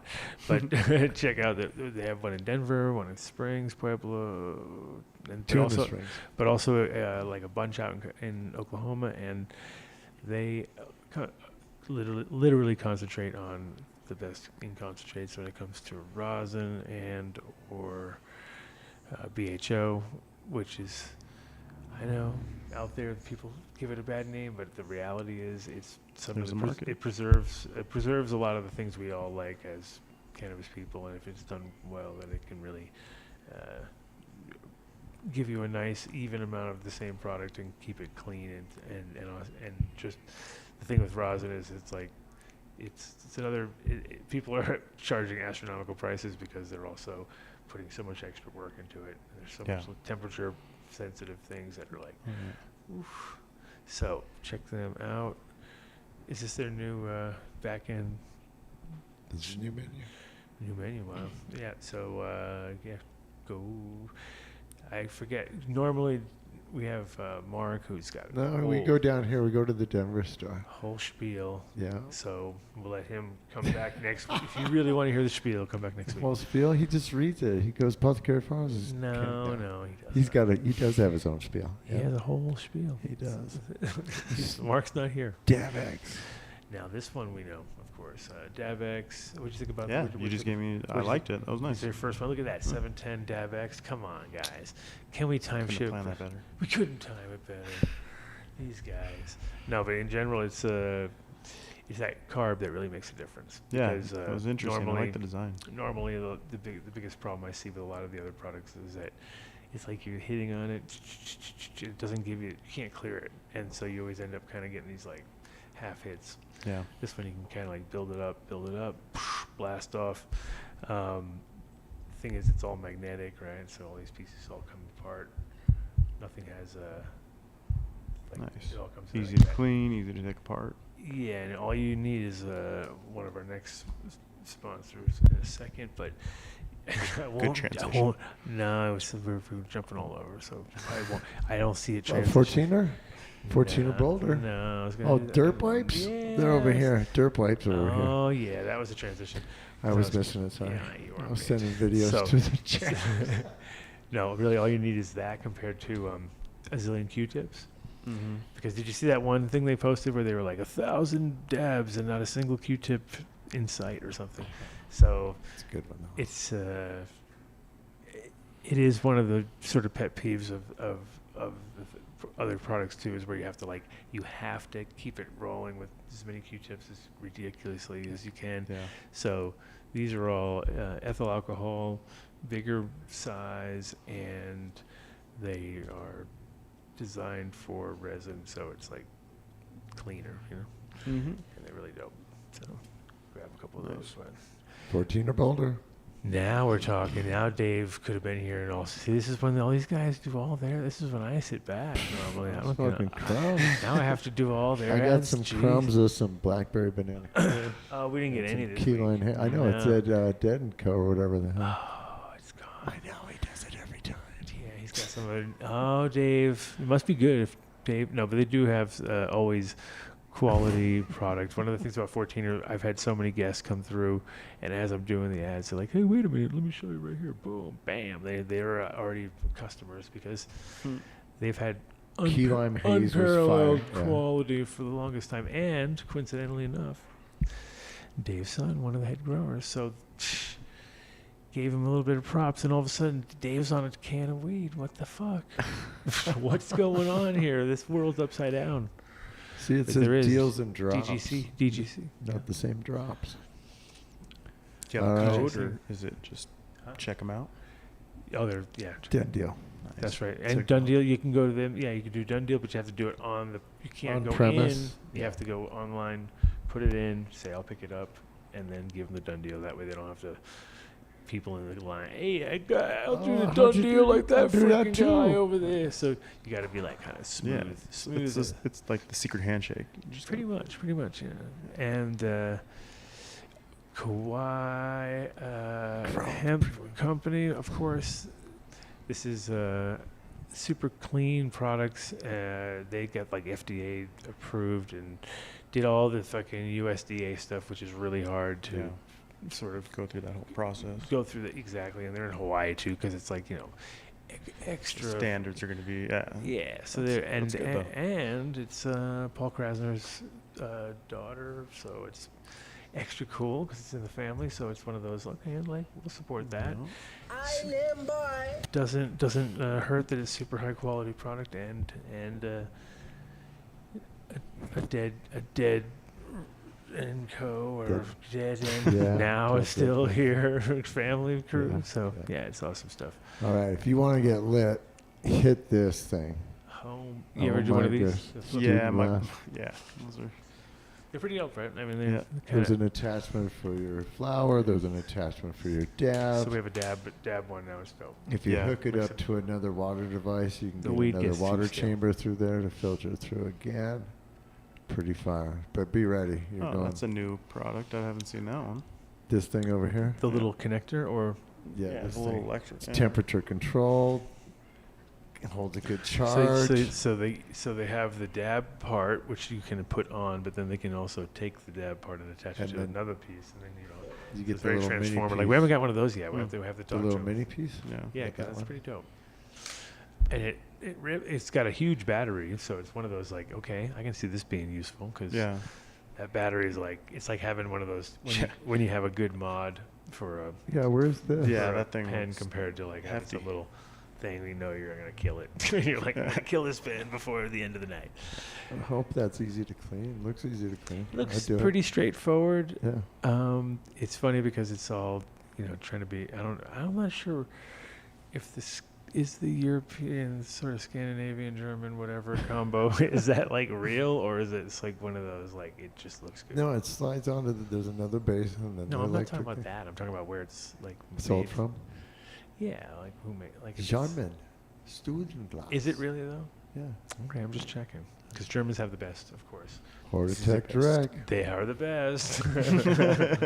Speaking of the best, if you have a greenhouse or you want to build a greenhouse, even better, these guys are doing amazing for cannabis people, especially because they're focused on different regions. So if you're in the Southwest, you're going to have a different requirements than if you're in the Northeast.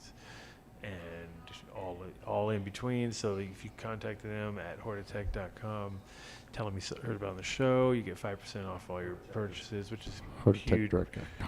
Because it's like when you're setting something up like that, $30,000 starting point. So you get your 5%, but you also get treated super special. And Dave organized some incredible deal where you get 6. Yeah, I said it. 6 brushes. You ever those trim brushes? You ever try those? Mm-hmm. They're the orange ones are the ones from these guys. So nice. And they really, it's like one of those things at first you're like, yeah, it's just a fucking turkey baster or something, right? So you're like, okay. Then they're like, no, dude, we spent like a year perfecting the square things, and in a way, it's like when you're using it, you're like, oh shit, this does actually work. Especially here in Colorado, it's perfect. Like, especially if you catch it at the right time, you don't want to go too late because it'll rip it up. But if it's just at the right thing, you're like, oh, this actually does work. Yeah. And then, so we've arranged 6 of them, so it's like a, I don't even know, $200 off or something for your $30,000 sale. What? Bring it on down to Bio365. Only soil sent to space.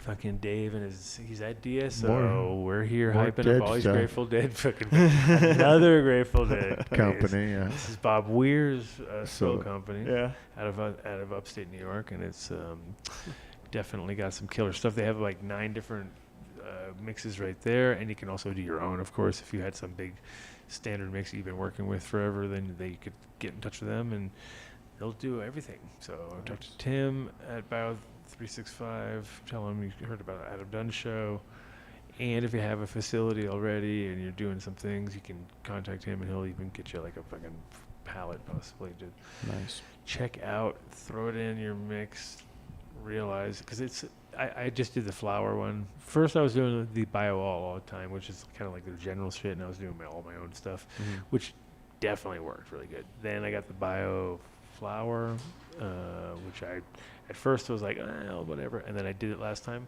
and it was actually good. That's what I did the whole. When we're on, we jump onto Patreon, and I have my garden. You can check it out there in about 10 minutes, 15 minutes. Once we're done with this swag. No, it's not swag. Never swag. This is advertisement. This is top. Oh well. Another one of Dave's. These are the ones where I can rely on him to get really excited, because you show him peanut butter, he gets super duper excited. I mean, I'm a peanut butter lover, so this is exciting. This is a good THC. This is a good combination right here. Keto. You're like, well, they also have a cinnamon.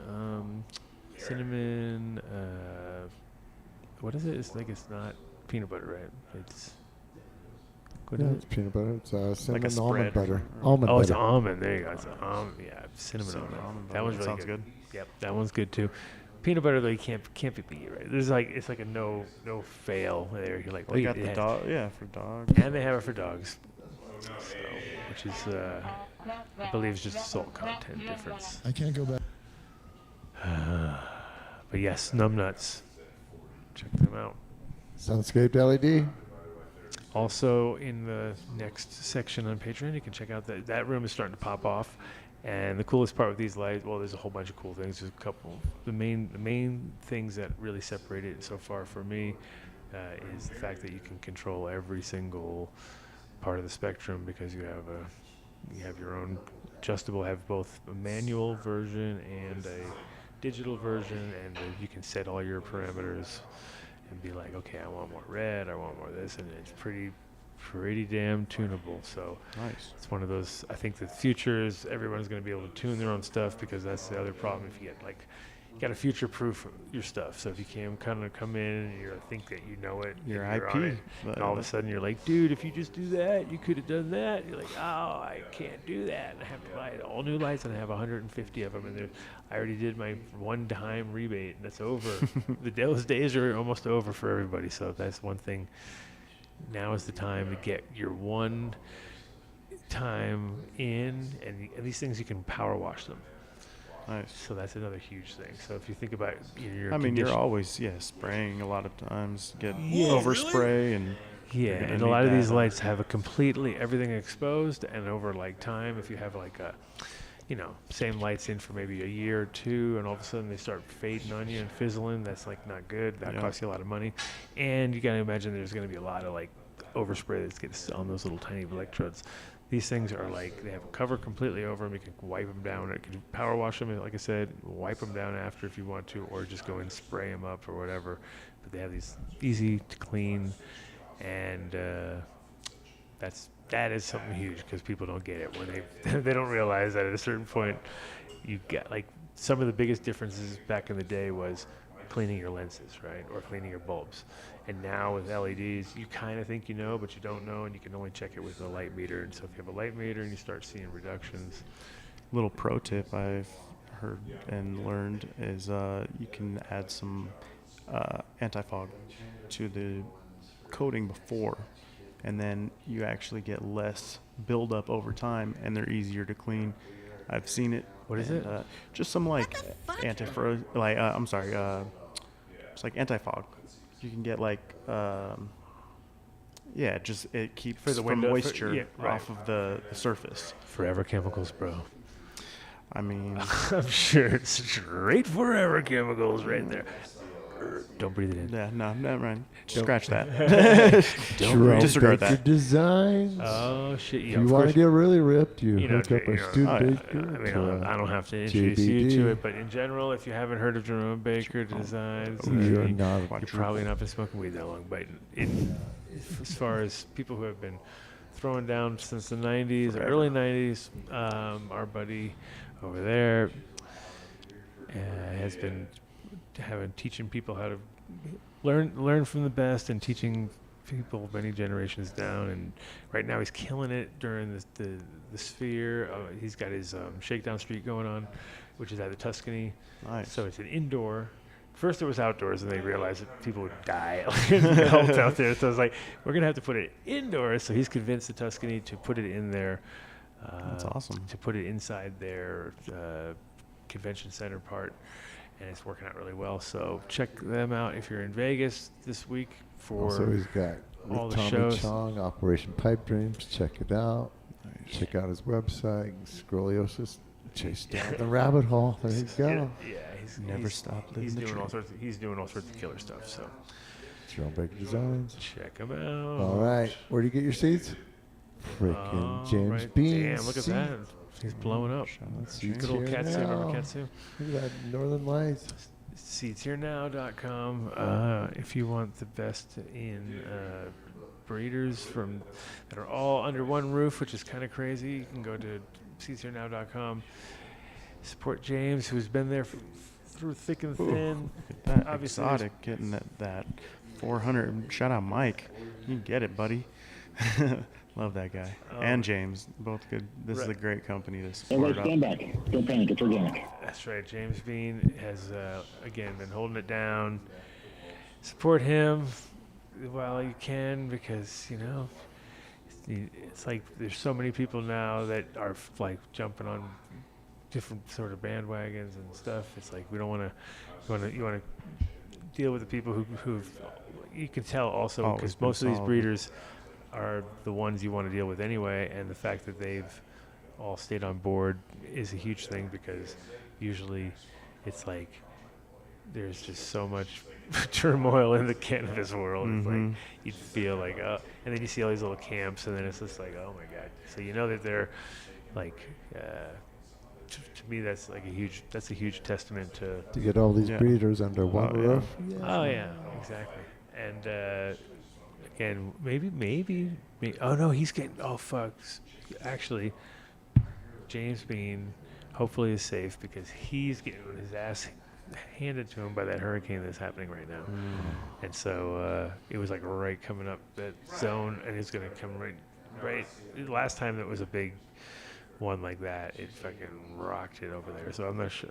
So hopefully, I'm doubting he's going to have internet or good connection, but if he does, Give us a call. Check in so we know you're You've good. got the link.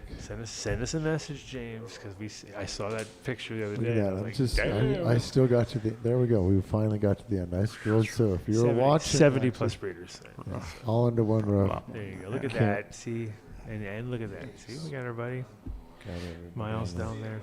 Need to get some of my seats back to James. Been a There while. you go. Seatsfornow.com. He's still doing it. All right. All right. Yeah, Dunn Show Store. Buy our merch. That's right. That's right. We're in there. Got the old designs. Got new designs. Hoodies, tees. Grab something. Support the show. Take care. If you're in the area, though, come by see Vinny over here. You can support the show directly by buying some food over here at his 1-year anniversary here at So High. And Do you have any merch here that they could buy? Nah. Why would we do that? Yeah, why would we have anything organized like that here? Yeah, No. it'll get there. No, these are just our affiliated sort of stuff that we can just get out there. Somebody did ask for a warped link to buy some stuff. So. Nice. You should be proud. Oh, You should be proud. They didn't. It's still out there, making it exist. That's right. AdamDunnShow.com. Let's do it. And then if you're a Patreon listener, I think Rio's about to jump on our Patreon. He's ready to become a member. It's $12. he's right now. He's threatening to become a member at any moment. But yes, we're going to be over there in about 15 minutes or so. Hold on a second. And we'll do another hour, and then that will be when it gets kind of crazy, because maybe we'll have some call-ins. I'll throw some links out there to a few people. I'll get Terry. They were asking for him. They were like, that English guy was hilarious. You need him more often. So might have to get Terry. Yeah, okay. Have Terry come in or somebody. We'll have somebody come in. We're We'll make sure that is something good. I'm what? smoking swordfish. Oh yeah, swordfish. That should be good. We are your. Let's have some of that. Neighborhood friendly smoker. There you go. There you go. Finally got it right. I knew I was wrong later because I thought, did I do that right? I was gonna say something, and then I thought couldn't maybe read I it. had it wrong. And then I thought, Then I was like, I think I got it wrong, and now Vinny made it right. You like this whole it's control center over It takes here? that. It takes that to keep one thought. It was like I had this idea, and then I was like told Vinny, and I was like, thank God I told Vinny because I would have totally forgot it. And then by the next day, I tried to use it, and I already got it wrong on my own thing. So I was like that. I'm feeling fucking zooted. And then I printed it, but whatever. We're good. Whatever, man. I just made up a whole new language, bruh. Totally. All right. See you guys over there. Wait. What? What? Who? Hold on. Shout out to Matt Riddle and all those guys in the band from Brit Floyd. Brit Floyd. Vinny, you can't pull up your pictures? Oh, we're gonna go to Patreon. Oh yeah, exactly. Oh man, we have pictures, videos. If you go to the all So sorts of High good Cafe Instagram, you can see some pictures. But if you want to see some video, I might be posting it up on Patreon. There you go. Anyway, thanks guys. Thank you, of course, Tyler, for coming through. That was awesome. And if Thanks you for want to hang having me. out for Patreon, we're welcome. We eat some food first, and then we'll jump. If you want to jump back on, that'd be great.